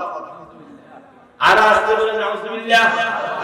কোরআন শরীফের রব্বুল আলামিন বলেন يسألونك عن الخمر والميسر قل فيهما إثم كبير ومنافع للناس وإثمهما أكبر من نفعهما ويسألونك ماذا ينفقون. الله أكبر. কোরআনে কারীম সূরাতুল বাকারা 2 নম্বর সূরা 219 নম্বর আয়াত, পৃষ্ঠা নম্বর হলো 12, সায়াকুল 2 নম্বর পারা 219 নম্বর পৃষ্ঠায় আল্লাহ রাব্বুল আলামিন কি সুন্দর করে বললেন, ইয়াসআলুনাকা, নবীরে আপনাকে প্রশ্ন করবে আনিল খামরি ওয়াল মাইসির, মদ এবং জুয়া সম্পর্কে। আপনি বলে বল ফিহিমা ইসমুন কাবীর, এই মদ এবং জুয়ার মধ্যে সীমাহীন গুনাহ, সীমাহীন ক্ষতি। কিন্তু আল্লাহ রাব্বুল আলামিন বলেন ওয়া মানাফিউ লিন-নাস, মানুষের কিছু কিছু উপকারও আছে। আল্লাহ কোনদিন সত্য কথাকে অস্বীকার করে না। তাফসীরে ঢুকে দেখলাম আল্লাহ কেন উপকার আছে বলল, এই মদের মধ্যে কি উপকার আছে? মদের মধ্যে কথিত উপকার কি হতে পারে? মদ দ্বারা 1 নম্বর উপকার, মদ দিয়ে কিছু টাকা ইনকাম হতে পারে, আয় হতে পারে, ঠিক কিনা? মদ বিক্রি করে করে বিল্ডিং করতেছে, মদ বিক্রি করে করে আজকে অনেক পয়সাওয়ালা হচ্ছে, অনেক উপকার মনে করতে পারে। কিন্তু মনে রাখবেন, যারা মদের টাকা দিয়ে অনেক কিছু করে, একদিন না একদিন সব ধ্বংস হয়ে যাবে। কারণ হারাম টাকায় উপার্জিত আল্লাহ রাব্বুল আলামিন কখনো স্থায়ী রাখে না, ঠিক কিনা? মদের টাকা দিয়ে বিল্ডিং করেছে, কিন্তু মালিক থাকতে পারে না, র্যাবের ভয়ে পালাতো। সেই বিল্ডিং এর কোনো দরকার আছে না? কি বলে আছে, আমার আমি থাকতে পারবো না, কিন্তু লাভ কি? তাহলে এই মদের টাকা দিয়ে বিল্ডিং করা দরকার আছে নাকি? মদের টাকা দিয়ে কোটি হওয়া দরকার আছে নাকি? মদের টাকা দিয়ে গাড়ি কেনার দরকার আছে নাকি? মদ দ্বারা 2 নম্বর আরেকটা উপকার আল্লাহ যেহেতু উপকার করেছেন, এটা হলো কিছুক্ষণ মজা পাওয়া যায়, আমার মানুষ সামান্য স্বাদ পাওয়া যায়। যেমন যারা আবু বকর জানেন এমন কফ হয়ে যায়, এমন নেশা হয়ে যায়, বলে হুজুর সব ছাড়তে পারে, বিড়ি ছাড়তে পারি না, ঠিক কিনা? এক মাহফিলে গেলাম, একজন আঙ্গুল একটা জায়গায় বলে কি হলো হুজুর পেশাব করতে যাব, আরেকজন দুইটা জায়গায় গেল হুজুর পায়খানা করতে যাব, আরেকজন গেল তিনটা বলে হুজুর বিড়ি টানতে যাব। আমি মুসিবত বিড়ি কম এক ঘন্টা রাখে না, বলে হুজুর সব বাদ দিতে পারি, বিড়ি বাদ দিতে পারি না, ঠিক কিনা? এমন সুযোগ আছে কি নাই? এই যে সাহেব দোকানে যখন ঢুকি, সার কাপ দোকানে সেরে কে বলি যে এটা ভালো করে ধুয়ে নে, গরম পানি দিয়ে দে, কারণ আরেকজনের মুখ লাগাইছে, গ্লাস আরেকজনের মুখ লাগাইলে খেতে চাই না। কিন্তু বিড়ি এমন খারাপ জিনিস, একসাথে 10 জনের মুখ লাগাই, একটু ঠান্ডা আরেকজন খেলে, একটু ঠান্ডা আরেকজন খেলে, আমি বুঝতে পারলাম না কি মজা, বলে বিড়ির সুন্দর ভিতর সব মজা। নাউজুবিল্লাহ, যারা বিড়ি খান নাউজুবিল্লাহ পড়তেছেন না, আবার বরং নাউজুবিল্লাহ। ছোট বাচ্চা পায়খানা করলে কুকুরটা এসে খেয়ে যায়, কিন্তু বিড়ি ফুলা দুধে ফেলায় কুকুরটাকে হাজার বার ডাকলো আসবে না, বলে প্রয়োজনে পায়খানা খাবো, তারপর বিড়ি খাবো না, ঠিক কিনা? কারণ বিড়ির মধ্যে এক প্রকারের মদ রয়েছে, নেশা রয়েছে, এক প্রকারের যে পাতা দেওয়া হয় গাঁদা, সেই পাতা দিয়ে বিড়ি তৈরি হয়। আমার বন্ধুগণ, যাদের বিড়ি সিগারেটের অভ্যাস আছে, পাতা দেন একটু করে বলি, আল্লাহর ওয়াস্তে বিড়ি সিগারেট খাবেন না, এটা আপনার কলিজা জ্বালায় ফেলবে, আপনার সিগারেটের এমন গন্ধ বের হবে, রহমতের ফেরেশতা আপনার কাছে আর আসতে পারবে না, ঠিক কিনা? কান বন্ধ বিড়ি গান থেকে হাত তুলে দেখি, কে বিড়ি গান? কেউ নাই এলাকার মধ্যে, একবার বিড়িও নাই, মদ তো নাই নাই। এই মিডিয়া ভাই আপনারা লিখে দিবেন তুমপান মুক্ত এলাকা মধ্যনা ভিক্ষারি, কোনো বিড়ি খুন নাই এখানে, একজনও বিড়ি খুন নাই। আলহামদুলিল্লাহ বলেন, বলে আলহামদুলিল্লাহ। আজকে থেকে না ভিক্ষারি কি এলাকা? ধূমপান মুক্ত এলাকা। বলেন কি এলাকা? ধূমপান মুক্ত এলাকা। এই বিড়ি তোর মধ্যে এক প্রকারের নেশা আছে কি নাই? অনেকে রাগ করবেন আমার সাথে, তারপরে বলে ফেলি, অনেকে পান খায়, পানের মধ্যে জর্দা খায়, জর্দাকে আর মারাত্মক ক্ষতি, আপনার ফুসফুস, আপনার লিভার সব নষ্ট করে দিবে এই জর্দা। মহিলারা পরে পর্দা, আপনি খান জর্দা। সুতরাং যে মহিলা পর্দা করে না, সে যেমন নাকি জাহান্নামী, আর যে জর্দা খায় সেও ভালো না, ঠিক কি না? আল্লাহ আমাদেরকে জর্দা খাওয়া থেকে হেফাজত করুন, জোরে বলুন আমিন। আর আস্তে বলুন আমিন। আমার বন্ধুগণ, মদের মধ্যে আরেকটা উপকার, সেই উপকারটা হলো আল্লাহ কেন মদ উপকার করেছেন, সবচেয়ে দুঃখে দেখলাম আমার একটা উপকার হলো মদ খেলে শরীর গরম হয়। কি হয়? মনে হচ্ছে আমি এখন নরেন্দ্র মোদীর সাথে হার মানিয়ে ফেলেছি, উনি তো ভারতের প্রেসিডেন্ট, আমি এখন পুরো পৃথিবীর প্রেসিডেন্ট, ঠিক কি না? কেন হয়? কারণ তাফসীর খুলে দেখুন, আমি তাফসীর খুলে দেখেছি, হযরত আদম আলাইহিস সালাম যখন নাকি জান্নাতের মধ্যে একটা আঙ্গুর গাছ রোপণ করলেন, কি গাছ? আরো জোরে, আঙ্গুর গাছ রোপণ করার পরে মিস্টার শয়তান মানুষের সব কিছুকে ধ্বংস করে দেওয়ার জন্য আঙ্গুর গাছের তলার মধ্যে একটা ময়ূর জবাই করে ময়ূরের রক্ত দিলেন। কিসের রক্ত? আরো জোরে, কিসের রক্ত? গাছটা রক্ত দিয়ে বড় হতে লাগলো। কিছুদিন পরে তাফসীরের মধ্যে আছে, শয়তান সেই আদম আলাইহিস সালাম যে গাছ রোপণ করেছেন আঙ্গুর গাছ, সেই গাছের মধ্যে 2 নম্বর বানরের রক্ত দিল। কিসের রক্ত? প্রথম দিল ময়ূরের রক্ত, 2 নম্বর দিল, মনে রাখবেন কিসের রক্ত? কিছুদিন গাছটা বড় হতে না হতে আবার শয়তান সেখানের মধ্যে বাঘের রক্ত দিল। কিসের রক্ত?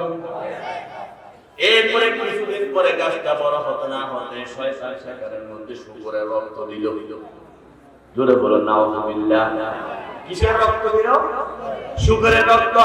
প্রথম রক্ত দিল ময়ূরের, তারপরে দিল বানরের, তারপরে দিল বাঘের, তারপরে দিল শুকরের।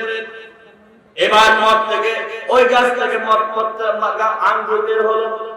আঙ্গুর যখন নাকি আস্তে আস্তে মেয়াদ শেষ হয়ে গেল, গাছ থেকে ছিললেন, ছিঁড়ার পরে যখন পচন শুরু হয়ে গেল, আঙ্গুর প্রথম দিক থেকে তাজা তাজা ময়ূরের মতো, ময়ূর যেমন সীমাহীন সুন্দর তাজা, আঙ্গুরের রস পেলে মানুষ তাজা হয়ে যায়, অনুরূপ ভাবে মদের প্রথম স্তর হলো মদ খাওয়ার সাথে সাথে মানুষের শরীরে একটু তাজা হয়, মানুষের শরীরে একটু গরম হয়, মনে হচ্ছে আমি অনেক কিছু হয়ে গেছি, কারণ মদের মধ্যে আঙ্গুর গাছের প্রথম ময়ূর দিলেন, ময়ূর যেমন তাজা সুন্দর, মদ খাওয়ার পরে প্রথম স্তর একেবারে প্রাথমিক যুগে যারা মদ খায় তাদের ভালো ভালো লাগে, বলে বলুন নাউজুবিল্লাহ।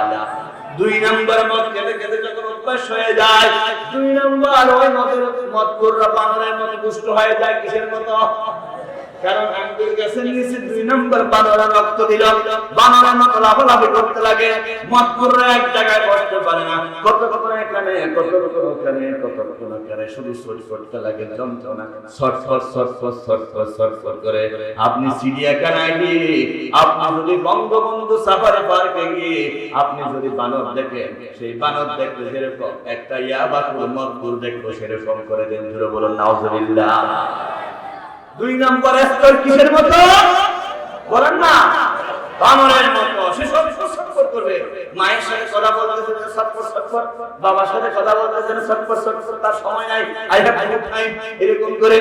3 নম্বর মদ পান যারা করে তাদের 3 নম্বর স্তর হয় বাঘের মতো জানোয়ার, ঠিক কি না? বাঘ যেমন সবখানে আক্রমণ করে, মদদিও মায়ের উপর আক্রমণ করে, ঠিক কি না? মদদিও বাবার উপর আক্রমণ করে, ঠিক কি না? মদদিও সমাজের মুরব্বীর উপর আক্রমণ করে, ঠিক কি না? মদদিও এলাকার মুরব্বীদের উপর আক্রমণ করে, ঠিক কি না? মদদিও জাতির উপর আক্রমণ করে, ঠিক কি না? বর্তমান যুগে যারা আলেমদের ঘাট মাটকাইয়া দিয়ে বলে নিশ্চয় তারা বাঘের মতো জানোয়ারের মতো করতেছে, মদ খেয়েছে, ঠিক কি না? ইসলামের সাথে যারা বিরোধী করতেছে তারাই মদখোর, ঠিক কি না? তোমরা আলেমদের গান মাখাও, আমরা বলে দিচ্ছি তোমাদের আসল হয়েছে কি, ঠিক কি না? তোমাদের মুখ থেকে মদের দুর্গন্ধ বের হয়, তুমি আলেমদের বিরুদ্ধে কথা বলো, ঠিক কি না? বলেন। তাহলে মদ খেলে 3 নম্বর কিসের মতো হয়? মনে থাকবে। 4 নম্বর তাফসীর থেকে বলতেছি, শরীয়তুল্লাহ জিহাদের বক্তব্য নয়, সব তাফসীরের কথা। 4 নম্বর মদ খেতে খেতে যখন নাকি একেবারে লাস্ট স্টেজে চলে যায়, সে হয়ে যায় একেবারে শুকরের মতো না ভাত, বলেন নাউজুবিল্লাহ। শুকর পৃথিবীতে 1 নম্বর প্রাণী হলো শুকর, এমন কোন অপকর্ম আছে না শুকর করে না। শুকর নিজের মায়ের সাথে পর্যন্ত খারাপ কাজ করতে পারে। মদ যারা পান করে তারা এমন ভাবে বেহায়া বেলাজা হয়ে যায়, নিজের মাকে পর্যন্ত খুন করতে পারে, বাবাকে পর্যন্ত খুন করতে পারে। বাংলাদেশে তার প্রমাণ হলো ঐশী। এই ঐশী একজনের মা বাপ দুজনকে খুন করেছে, ঠিক কিনা? বলে ঠিক কিনা? সুতরাং বাংলাদেশে একটি মাদ্রাসা দেখাতে পারবেন না যেখানে মদ পাওয়া যাবে, ঠিক কিনা? আমি চ্যালেঞ্জ করলাম, একটা ইমাম দেখাতে পারবেন না যারা মদ খায়, ঠিক কিনা?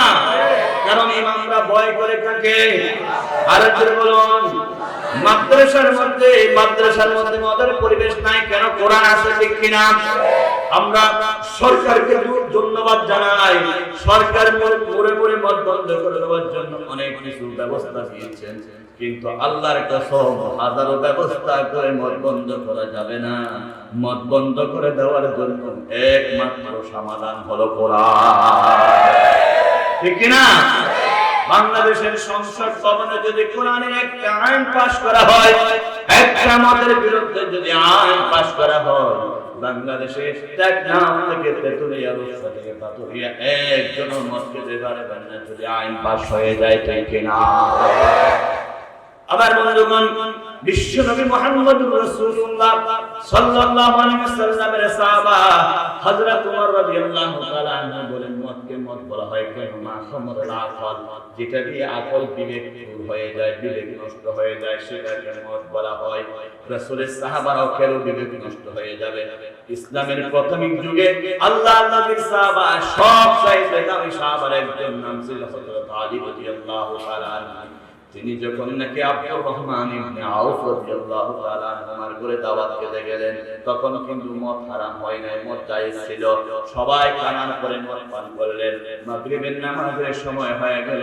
হযরত আলী রাদিয়াল্লাহু তাআলা মসজিদের ইমাম, আলী রাদিয়াল্লাহু তাআলা নামাজ পড়তেছেন। কুল ইয়া আইয়ুহান লা আ'বুদু মা তা'বুদুন। এর অর্থ হচ্ছে লা আ'বুদু মা তা'বুদুন, হে কাফেররা তোমরা যা পূজা করো আমরা তার পূজা করি না। এই কথা বলার পর হযরত আলী রাদিয়াল্লাহু তাআলা লা শব্দ বাদ দিলেন। তার মানে হে কাফেররা তোমরা যে মূর্তি পূজা করো আমরাও সেই মূর্তি পূজা করি। নাউযুবিল্লাহ। সাহাবায়ে কিরাম নামাজ পড়া আশ্চর্য হয়ে গেলেন। হযরত আলী, তুমি কেন নামাজে এত বড় ভুল করেছো? একটা লা শব্দ বাদ দিয়েছো। নিশ্চয় বোঝা গেল মদ খাওয়ার পরে ব্রেইনটা নষ্ট হয়ে গেছে। আল্লাহর কোরআনের তেলাওয়াত পর্যন্ত ভুল হয়ে গেল। সাথে সাথে আল্লাহ কোরআনের আয়াত নাযিল করলেন, ইয়া আইয়ুহাল্লাযীনা আমানু লা তাকরাবুস সালাতা ওয়া আনতুম সুকারা। তোমরা যখন নাকি মদ পান করো, ওয়া হালিয়া, যে অবস্থায় মদ পান করো সেই অবস্থায় তোমরা নামাজ পড়িও না। এটা হলো মদের 2 নম্বর স্তর। 1 নম্বর স্তর ইয়াসালুনাকা আনিল খামরি ওয়াল মাইসির। 2 নম্বর স্তর হলো তোমরা যখন মদ পান করো নামাজের কাছে যেও না। আজকে সকল উলামায়ে কেরাম মদ পান করে নামাজের কাছে যাওয়া যাবে না, সিগারেট খাইও মসজিদে যাওয়া যাবে না। কারণ যারা সিগারেট খায়, বিড়ি খায়, তাদের শরীর থেকে এমন দুর্গন্ধ বের হয় পাশে কেউ নামাজ পড়তে পারে না, ঠিক কিনা? তাদের বউ কেমন রাত যাপন করে আমার আশ্চর্য লাগে। নাউযুবিল্লাহ। মাঝে মাঝে আমার একজন ড্রাইভার দেখি গন্ধ উঠতেছে শরীর থেকে, বিড়ির গন্ধ। আমি যখন বিড়ি খেয়েছি নাকি বলি হলুন না, চা খেতে গেছিলাম, সেখানে একজন বিড়ি টানতেছে, তার পাশে আমি বসছি, তার পাশে অ্যাকশন করে আমার শরীর তাস হয়ে গেছে। বিড়ি আর সিগারেট এমন মারাত্মক, পাশে বসলো গন্ধ হয়ে যায়। মদ আরো মারাত্মক। মদ যারা খায় তাদের থেকে গন্ধ নাকি সুগন্ধি। আর বলুন, খারাপ লাগতেছে? আপনাদের তো খারাপ লাগার কথা নেই। আপনারা তো আগেই বলেছেন এখানে মদ পুর নাই, এখানে সিগারেট পুর নাই। আলহামদুলিল্লাহ বলতে আল্লাহ রাব্বুল আলামিন 3 নম্বর স্তর হযরত ওমর আল্লাহর কাছে বললেন, আল্লাহুম্মা বাইয়িন লানা ফিল খামরি বায়ানান শাফিআ। আল্লাহ তুমি শুধু নামাজের সময় মদ নিষিদ্ধ করলে হবে না, সব সময় একটা ফয়সালা দিয়ে দিন। আল্লাহ তাআলা ফয়সালা দিলেন, ইয়া আইয়ুহাল্লাযীনা আমানু ইন্নামাল খামরু ওয়াল মাইসিরু ওয়াল আনসাবু ওয়াল আজলামু রিজসুম মিন আমালিশ শাইতান। মদ, জুয়া, লটারি, মূর্তি পূজা সবগুলো হচ্ছে শয়তানের আমল। লাআল্লাকুম তুফলিহুন। তোমরা যদি মুক্তি হতে চাও, তোমরা যদি সফল হতে চাও, অবশ্যই তোমরা শয়তানের আমল থেকে দূরে সরে আসো। আল্লাহ রাব্বুল আলামিন আরো বলেন, ইন্নামা ইউরিদুশ শাইতানু আইয়ুকিআ বাইনাকুমুল আদাওয়াতা ওয়াল বাগদা ফিল খামরি ওয়াল মাইসির ওয়া ইয়াসুদ্দাকুম আন যিকরিল্লাহি ওয়া আনিস সালাহ ফাহাল আনতুম মুনতাহুন। জোরে বলো আল্লাহু আকবার। শয়তান চায় তোমাদের মধ্যে মারামারি সৃষ্টি করে দিতে, তোমাদের মধ্যে দুশমনি সৃষ্টি করে দিতে। বাইনাহুমুল আদাওয়াতা ওয়াল বাগদা, তোমাদের মধ্যে দুশমনি, মারামারি, হানাহানি তৈরি করে দিতে চায়। কিসের মাধ্যমে? ফিল খামরি ওয়াল মাইসির, মদ এবং জুয়ার মাধ্যমে। আর তোমাদেরকে নামাজ থেকে বিরত রাখতে চায়। ওয়া ইয়াসুদ্দুকুম আন যিকরিল্লাহ, তোমাদেরকে বারণ করতে চায় আল্লাহর জিকির থেকে, নামাজ থেকে। ফাহাল আনতুম মুনতাহুন, তোমরা কি শয়তানের কথায় নামাজ এবং ভালো জিকির থেকে দূরে চলবে না? কি জোরে বলো নাউযুবিল্লাহ।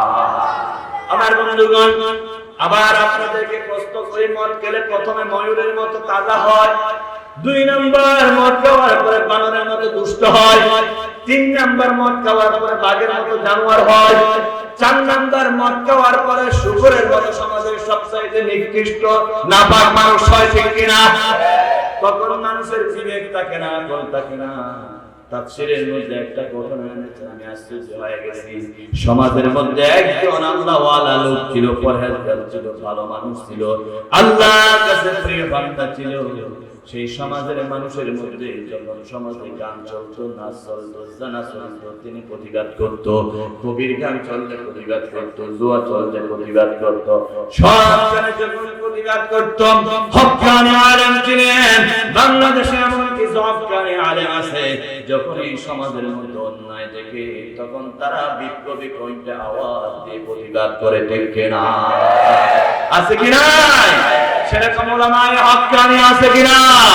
কিয়ামত পর্যন্ত উলামায়ে হক্কানি থাকবে, যারা হকের জন্য লড়াই করবে, যুদ্ধ করবে, প্রয়োজনে জীবন দেবে, হাসির মঞ্চে হেসে হেসে জীবন দিয়ে ছেলে মেয়েকে এতিম করে ফেলবে, তারপর হক থেকে পিছপা হবে না, হবে না, হবে না। শুকনা যত ভাঙা, যত জোরে সাইক্লোন, রাসূলের পথে মোরা চলবই, চলবই, চলবই।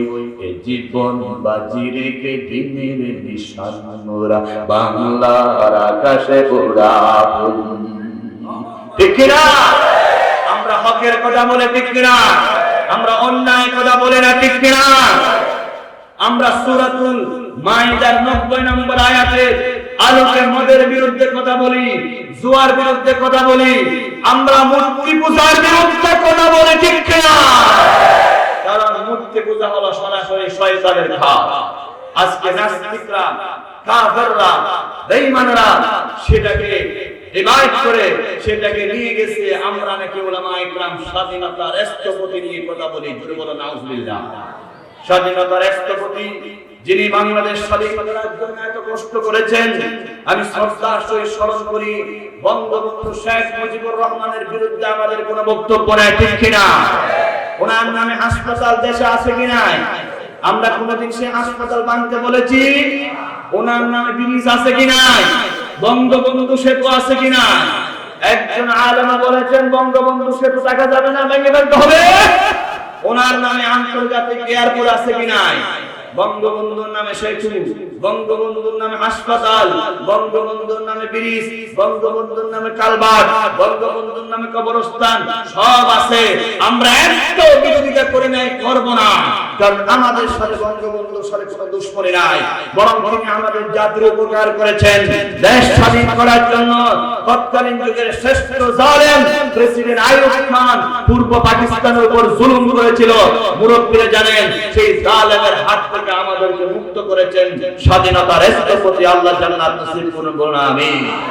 আমাদের বক্তব্য ওনার বিরুদ্ধে নয়, আমরা বক্তব্য দিচ্ছি ওনার নামে যদি মূর্তি নির্মাণ করা হয়, সেখানে পাখিরা পায়খানা করবে, প্রস্রাব করবে, ওনার অপমান হবে। আমরা সেটা সহ্য করতে পারি না, ঠিক কিনা? দুনিয়ায় যেমন পায়খানা করবে, প্রস্রাব করবে, থুক ফেলবে, পানি ফেলবে, এটা শেখ মুজিবুর রহমানের অপমান হবে। সেজন্য আমরা আন্দোলন করতেছি। 2 নাম্বার খবরে আযাব, ঠিক কিনা? আমরা ওনার নামে কোনো কিছু হলে যদি আমরা আন্দোলন করতাম, টাকার মতো ওনার ছবি আছে কিনা? আমরা কোনোদিন আন্দোলন করেছি? কারণ আমাদের অন্তর ওনার বিরুদ্ধে বিদ্বেষ নাই, ঘৃণা নাই। উনি দেশের উপকার করেছেন, ভালো করে কথা লক্ষ্য করবেন। আমাদের ঘৃণা, আমাদের বিদ্বেষ হলো মূর্তির বিরুদ্ধে, ঠিক কিনা? কারণ রাসূল বলেছেন, বুইসতু লিকাসরাতিল আসনাম, আমি দুনিয়ার মধ্যে প্রেরিত হয়েছি মূর্তি ভাঙার জন্য, ঠিক কিনা বলেন? আপনারা অপব্যাখ্যা করবেন না, আল্লাহর রাস্তে বারবার বলছি, আমরা সুন্দর ব্যাখ্যা করব। আল্লাহ আমাদেরকে তৌফিক দান করুন, বলুন আমিন। শয়তানের কাজ কয়টি? 4টি। বলি কয়টি? একটা হলো মদ, আরেকটা হলো জুয়া, আরেকটা হচ্ছে লটারি, আরেকটা হচ্ছে মূর্তি পূজা। এই 4টা কাজ। আপনারা তো শয়তান না, আপনারা বলতে অসুবিধা নেই। অসুবিধা কি বলেন না? 4টা কাজ। যারা এই কাজগুলো করে তারা কি হবে? আমরা কি শয়তান হতে চাই নাকি ভালো মানুষ হতে চাই? আমরা কি জান্নাতি হতে চাই নাকি জাহান্নামী হতে চাই? আমরা কি আল্লাহর নেক বান্দা হতে চাই না খারাপ বান্দা হতে চাই? আমাকে নির্দিষ্ট বিষয় দিয়েছে, এই বিষয়ের উপর কথা বলতে হচ্ছে। আপনারা অনেকে রাগ করতে পারেন, রাগ করলে আমার কিছু আসে যায় না, কারণ আমি নির্দিষ্ট বিষয়ের উপর কথা বলতে অভ্যস্ত। এটা কিছু মানুষ উপকার হতে হবে, কিন্তু জানতে হবে। আমার বন্ধুগণ, এবার এই আল্লাহর ওলি হক্কানি ওলি যখন নাচের বিরুদ্ধে, জিনার বিরুদ্ধে, জুয়ার বিরুদ্ধে বলল, এলাকার যুবকরা তাকে হত্যা করার জন্য তার ঘরে গেল, তোমাকে জমিনে রাখবো, তোমাকে শেষ করে দেব। যাওয়ার সময় একটা জিনিস নিয়ে গেল। কয়টা জিনিস? একটা নিল ছুরি, একটা নিল মদের বোতল, আর একটা নিল সুন্দরী নারী, আর একটা নিল ছোট্ট শিশু, টকবকে সুন্দর শিশু। ওই আল্লাহর ওলির সামনে বলতেছে, তুমি আমাদের বিরুদ্ধে কথা বলো, আমাদেরকে সমাজে তুমি গান বাজনা করতে দাও না, এখন তোমাকে আমরা সহ্য করব না, তুমি এখানে তাড়াতাড়ি এগুলো বন্ধ করো, না হয় তোমাকে খুন করে ফেলবো ছুরি দিয়ে, তরবারি দিয়ে। আল্লাহর ওলি বলতেছেন, আমাকে খুন করলে আমি ইবাদত কেমনে করব, দ্বীনের কাজ কেমনে করব? এবার অপশন দিল তিনটা, তুমি যদি এই দুনিয়ার মধ্যে হক করা বলো, তোমার বিরুদ্ধে তিনটা অপশন। এক নম্বর অপশন হলো তোমাকে মেরে ফেলবো, তুমি যদি বাঁচতে চাও তোমার এই হাত দিয়ে নারীর সাথে, তোমার এই হাত দিয়ে মদ পান করো। উনি বলতেছেন, নাউজুবিল্লাহ, আমি কেমনে মদ পান করব? দুই নম্বর অপশন হলো এই সুন্দরী নারীর সাথে তুমি জানা করো, বলে কেমনে পারবো? তিন নম্বর অপশন হলো ছুরি দিয়ে ছোট বাচ্চাকে হত্যা করো। তিনি বলে, এটা আমার দ্বারা সম্ভব নয়, আমি যদি ছোট বাচ্চাকে হত্যা করতে যাই তাহলে আমি চিরদিনের মতো খুনি হয়ে যাব।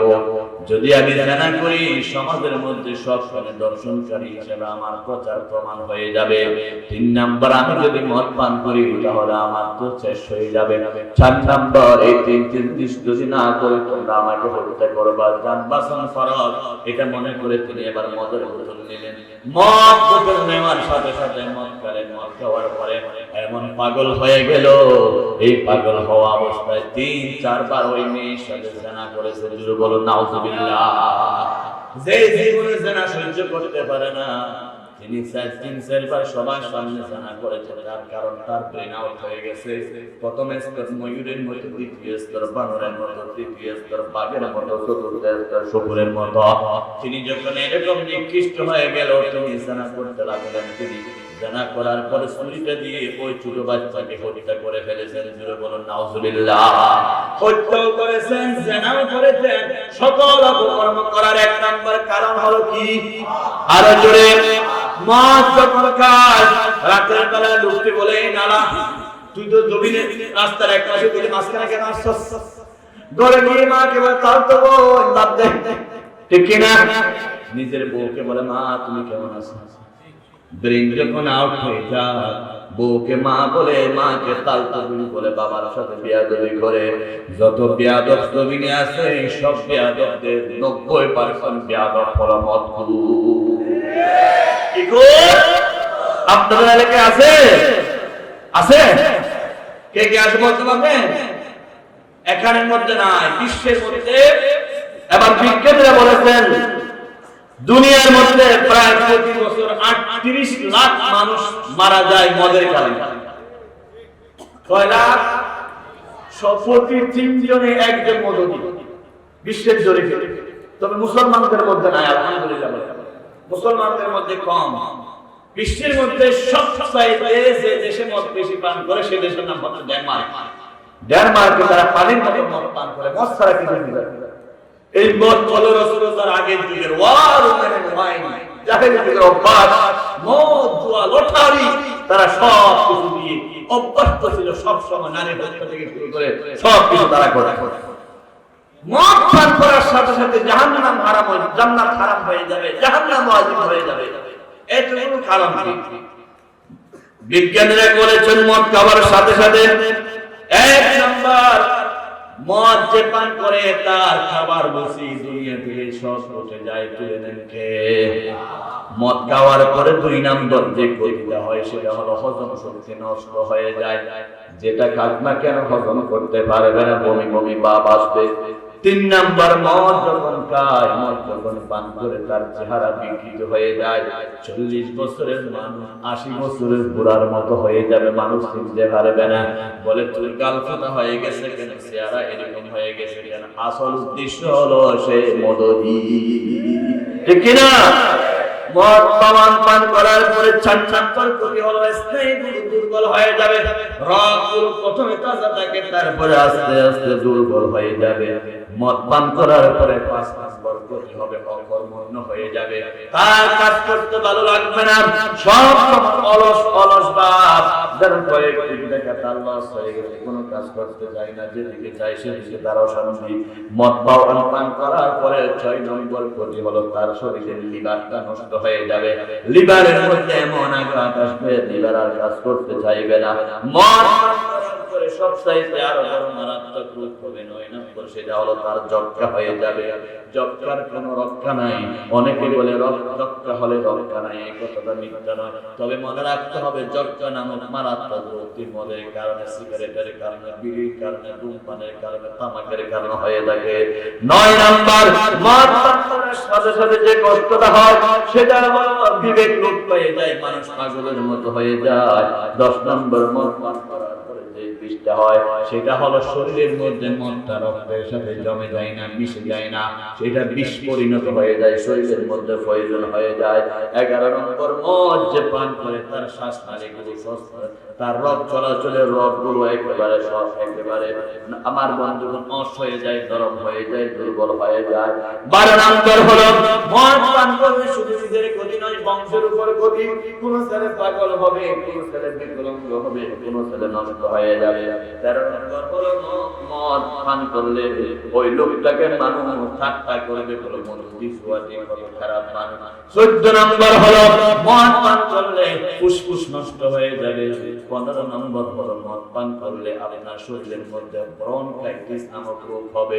16 নম্বর হলো মদ পান করলে আপনার শ্বাসনালী দুর্বল হয়ে যাবে, আপনি যে গলা দিয়ে কথা বলেন সেটা দুর্বল হয়ে যাবে, আস্তে আস্তে আস্তে আস্তে সব নষ্ট হয়ে যাবে। 17 নম্বর হলো মদ পান করলে আপনার শরীরের অবশ হয়ে যেতে থাকবে, প্যারালাইসিস মতো রোগ হয়ে যাবে, আস্তে আস্তে আপনার সব কিছু নষ্ট হয়ে যাবে। 18 নম্বর হলো মদ পান করলে ইয়াবা পান করলে, ইয়াবা খেলে আপনার কিডনি নষ্ট হয়ে যেতে পারে, আপনার কিডনি অকেজো হয়ে যেতে পারে। 19 নম্বর হলো মদ যদি পান করেন আপনার প্রস্রাবের ভয়াবহ মারাত্মক রোগ দেখা যাবে। প্রস্রাব করতে চাইবে, প্রস্রাব হবে না, প্রস্রাব করতে বসলে একদম জ্বালা যন্ত্রণা করবে। মদ যদি পান করতে চান আপনার নাড়ি ভুঁড়ি হাতুড়ি শেষ হয়ে যাবে। সর্বশেষ মদ পানকারী ব্যক্তি, তার জন্য মৃত্যু অবধারিত। বলুন নাউজুবিল্লাহ। একজন দুজন নয়, বিশ্বের মধ্যে 38 লক্ষ মানুষ মারা যাচ্ছে শুধু মদের কারণে প্রতি বছর। আল্লাহর কাছে দোয়া করতে হবে, আল্লাহ রাব্বুল আলামিন যাতে আমাদেরকে সেই মদের ভয়াবহ ক্ষতি থেকে হেফাজত করে। জুড়ে বলুন আমিন।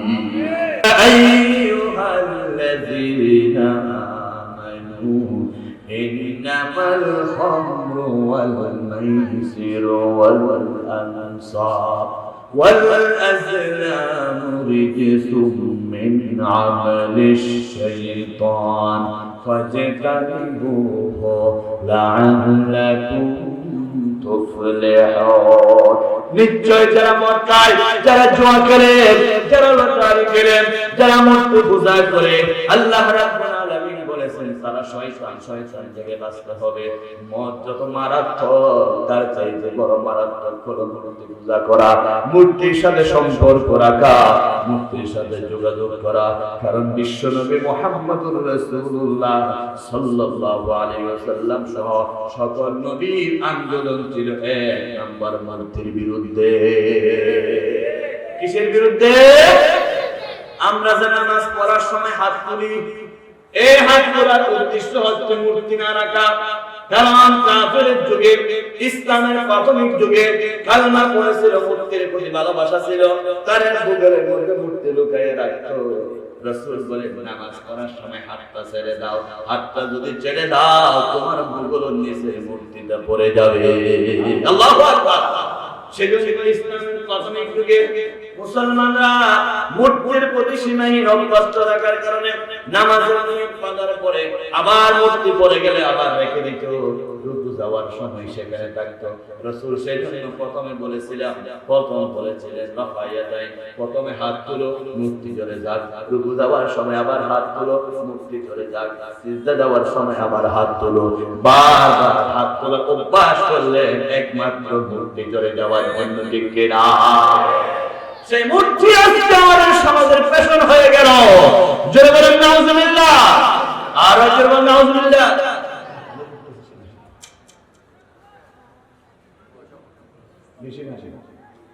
আমি বুঝে যাচ্ছি আপনারা হুজুরকে নিয়ে আসেন, 5 মিনিটের মধ্যে আমি আলোচনা করছি।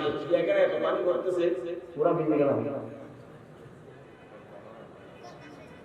إنما الخمر والميسر والأنصاب والأزلام رجس من عمل الشيطان فاجتنبوه لعلكم تفلحون। নিশ্চয় মদ জুয়ারি সব হচ্ছে শয়তানের কাজ, মূর্তি হলো শয়তানের কাজ। যারা মূর্তির প্রতি ভালোবাসা থাকবে, মূর্তির প্রতি মহব্বত থাকবে, মূর্তির প্রতি তাদের আন্তরিক থাকবে, মনে করতে হবে তাদের মধ্যে শয়তান ঢুকে গেছে, ঠিক কিনা? কারণ ঈমানদাররা কখনো মূর্তির পক্ষে থাকতে পারে না, ঠিক কিনা? বিশ্বনবী রাহমাতুল আলামিন নবী মুহাম্মদ রাসূলুল্লাহ জোরে বলুন সাল্লাল্লাহু আলাইহি ওয়াসাল্লাম সর্বপ্রথম মূর্তির বিরুদ্ধে কথা বলেছেন। আল্লাহর রাসূল কাফেরের সামনে খারাপ হয়ে যাওয়ার অন্যতম কারণ হলো তিনি মূর্তির বিরুদ্ধে জিহাদ করেছেন, ঠিক কিনা বলেন? রাসূল করিম সাল্লাল্লাহু আলাইহি ওয়াসাল্লাম বলেছেন, ইয়া আইয়ুহান নাসু কুলু লা ইলাহা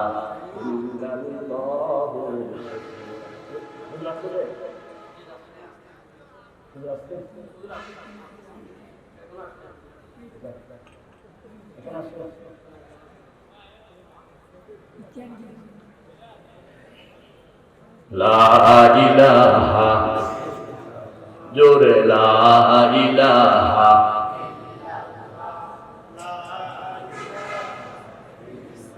হাসবি রাব্বি জাল্লাল্লাহ মা ফি কলবি গায়রুল্লাহ নূর মুহাম্মদ লা ইলাহা জোরে লা ইলাহা লা ইলাহা ইল্লাল্লাহ মুহাম্মাদুর রাসূলুল্লাহ জোরে বলুন সাল্লাল্লাহু আলাইহি ওয়াসাল্লাম। সবাই জিকির করুন লা ইলাহা।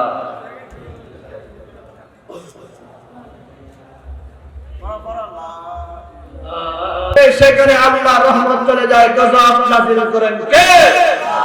রাসূল করিম সাল্লাল্লাহু আলাইহি ওয়াসাল্লামের সবচেয়ে বড় সাহাবা নাম হচ্ছে হযরত আবু বকর সিদ্দিক রাদিয়াল্লাহু তাআলা আনহু। আপনারা মাঝখানে কথা বলতে হবে না। রাসূলের বড় সাহাবার নাম কি ছিল? সিদ্দিক দেওয়ান কি নাম? হযরত আবু বকর সিদ্দিক। রাসূল বলেছেন আফজলুল বাশার বা'দাল আম্বিয়া আবু বকর বিত-তাকিব, আমার পরে সবচেয়ে বড় নবী, বড় ভালো মানুষ হচ্ছে আবু বকর। তিনি যতক্ষণ জান্নাতে যাবে না, পৃথিবীর কেউ জান্নাতে যেতে পারবে না। বলুন সুবহানাল্লাহ। আবু বকর একদিন ইহুদির অনুষ্ঠানে, ইহুদিদের যিনি প্রধান ছিলেন, নেতা ছিলেন, তার নাম ছিল ফিনহাস। কি নাম? ফিনহাস। ফিনহাস আবু বকরকে বলতেছে, হে আবু বকর, তোমাদের আল্লাহ এত গরীব কেন, এত মিসকিন কেন, এত অভাবী কেন, এত ফকির কেন? ফিনহাস এই কথা বলার পর আবু বকর বলল, কেমনে? বলে, তোমার আল্লাহ আমাদের থেকে চাঁদা চায় জিহাদের জন্য। আল্লাহ রাব্বুল আলামিন বলেন, মান যাল্লাযী ইউকরিদুল্লাহা করদান হাসানা, যারা আল্লাহকে করদা হাসানা দিবে, চাঁদা দিবে মসজিদের জন্য, মাদ্রাসার জন্য, দ্বীনের জন্য, মাহফিলের জন্য, ফায়ুদাইফাহু লাহু আদআফান কাসীরা, আল্লাহ রাব্বুল আলামিন তাদের চাঁদাটাকে কোটি গুণ বাড়াইয়া দিবেন আর বরকত নাযিল করে দিবেন কে?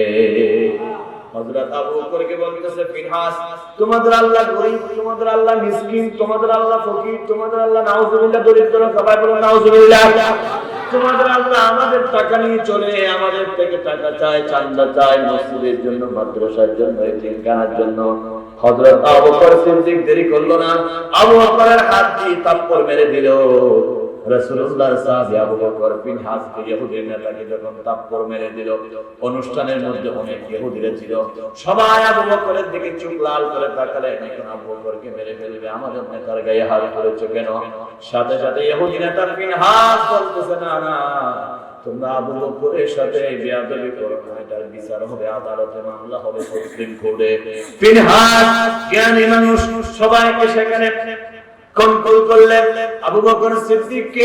এবার রাসূল করিম সাল্লাল্লাহু আলাইহি ওয়াসাল্লামের কাছে গিয়ে বিচার দিলেন, হুজুর লে আপনার বড় সাহাবা আবু বকর আমার গালে থাপ্পড় মেরেছে, আমাকে বেইজ্জত করেছে, আমি আপনার দরবারে বিচার চাই। রাসূল বলেন, হে ফিনহাস, তোমার ভুল হচ্ছে, মনে হয় এটা আবু বকর হবে না, আমার ওমর মনে হয় তোমাকে মেরেছে। ফিনহাস বলতেছে, না না, আমি আবু বকরও চিনি, ওমরও চিনি, আমার গালে থাপ্পড় মেরেছে তিনি হলেন আবু বকর। রাসূল বলেন, আমার আবু বকর তো অত্যন্ত ভদ্র, ভালো, নেককার, পরহেজগার, খুব ভদ্র মানুষ, শিষ্ট মানুষ, আদবওয়ালা মানুষ, তিনি কেমনে মারলো? রাসূল আবু বকরই ডাকলেন, আবু বকর, তুমি কি ইহুদি নেতা ফিনহাসের গালে থাপ্পড় মেরেছো নাকি? সাথে সাথে তিনি বললেন, হুজুর মেরেছি, আপনি যদি অনুমতি দেন আরেকটা ম্যাচ দিব। জুড়ে বলুন আল্লাহু আকবার। আবু বকর কেন তুমি থাপ্পড় মেরেছ? বলে যে হুজুর লে, এই আবু বকর বললেন, হুজুর উনি যদি আমার মায়ের বিরুদ্ধে বলতো আমি সহ্য করতে পারতাম, আমার বাবার বিরুদ্ধে বলতো সহ্য করতে পারতাম, সরাসরি আসমান জমিনের মালিক আল্লাহর বিরুদ্ধে বলেছে, আমি আবু বকর সহ্য করতে পারি নাই। আল্লাহু আকবার। উনি বলেছেন, আমার আল্লাহ নাকি গরিব, আমার আল্লাহ ফকির, আমার আল্লাহ মিসকিন, আমার আল্লাহ দরিদ্র, তাদের থেকে টাকা নিয়ে চলে কথা বলার সাথে সাথে আমার মেজাজ খারাপ হয়ে গেছে, আমি আর সহ্য করতে পারলাম না, সেজন্য আমি আবু বকর আর সহ্য করতে না পারলে তার গালে থাপ্পড় দিলাম। জুরুন আল্লাহু আকবার। রাসূল করিম সাল্লাল্লাহু আলাইহি ওয়াসাল্লাম বলেছেন, ফিনহাস, তুমি আল্লাহকে কেন গালি দিয়েছো? ইসলামকে কেন গালি দিয়েছো? তুমি আল্লাহকে কেন গরিব ফকির বলে তাকে আঘাত করেছো? ফিনহাস বলেছে, আমি কখনো এই কথা বলি নাই, আবু বকর মিথ্যা কথা বলতেছে। রাসূল বলে, আমার আবু বকর তো দুনিয়াতে কোনোদিন মিথ্যা কথা বলে না। দুনিয়ায় সদাকত মে তেরা নাম রহেগা, सिद्दीक तेरा नाम से इस्लाम रहेगा, दुनिया ये अदालत में तेरा नाम रहेगा, फारूक तेरा नाम से इस्लाम रहेगा, दुनिया ये शुजाअत में तेरा, दुनिया ये सखावत में तेरा नाम रहेगा, उस्मान तेरा नाम से इस्लाम रहेगा, दुनिया ये शुजाअत में तेरा नाम रहेगा, हैदर तेरा नाम से इस्लाम रहेगा। अल्लाहु अकबर।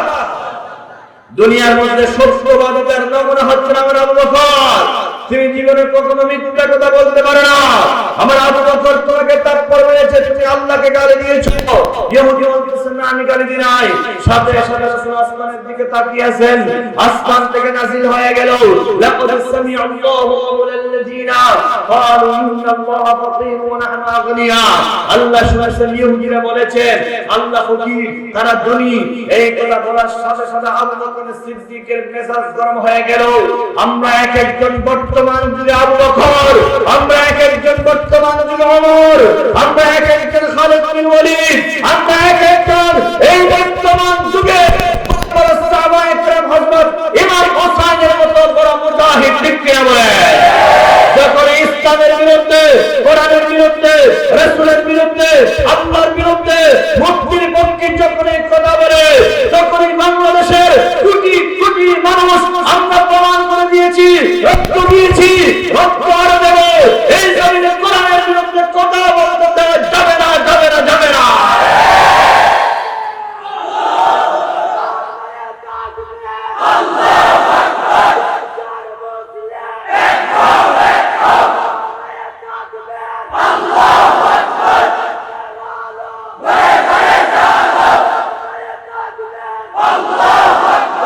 ইসলামের প্রথম যুগে মূর্তি ছিল, রাসূলুল্লাহ মূর্তির বিরুদ্ধে জিহাদ করলেন, আল্লাহর নবীর চেহারা আলেমদেরকে বসায় গেলেন, সকল আলেমরা মূর্তির বিরুদ্ধে কথা বলা ফরজ হয়ে গেছে ঠিক কিনা?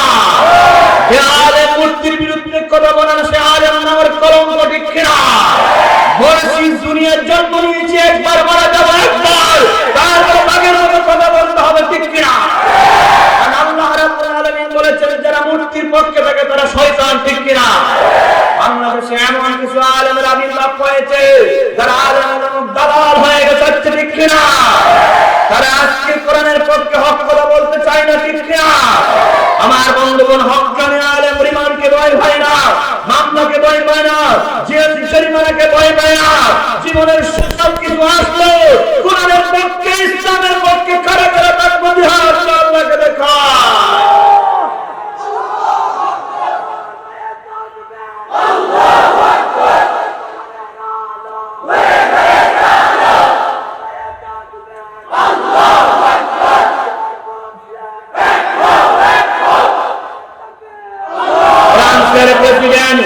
ফ্রান্সের প্রেসিডেন্ট যখন নাকি আমার রাসূলের শানে অবমাননামূলক কথা বলেছেন, বাংলাদেশ নয় বিশ্বের 200 কোটি মুসলমান গর্জে উঠেছে, ঠিক কিনা? আমরা জানিয়ে দিয়েছি পৃথিবীর মুসলমানরা এক হয়ে গেলে পেশাব করে দিলে ফ্রান্স ভাসিয়ে যাবে, ঠিক কিনা? আমরা একজন ফ্রান্সকে ক্ষমা করে না, ঠিক কিনা? এখন জানিয়ে দিচ্ছি আল্লাহ রাসূল হচ্ছে আমাদের মা বাবার চাইতে দামি, আল্লাহ রাসূল হচ্ছে আমাদের সবকিছুর চাইতে দামি।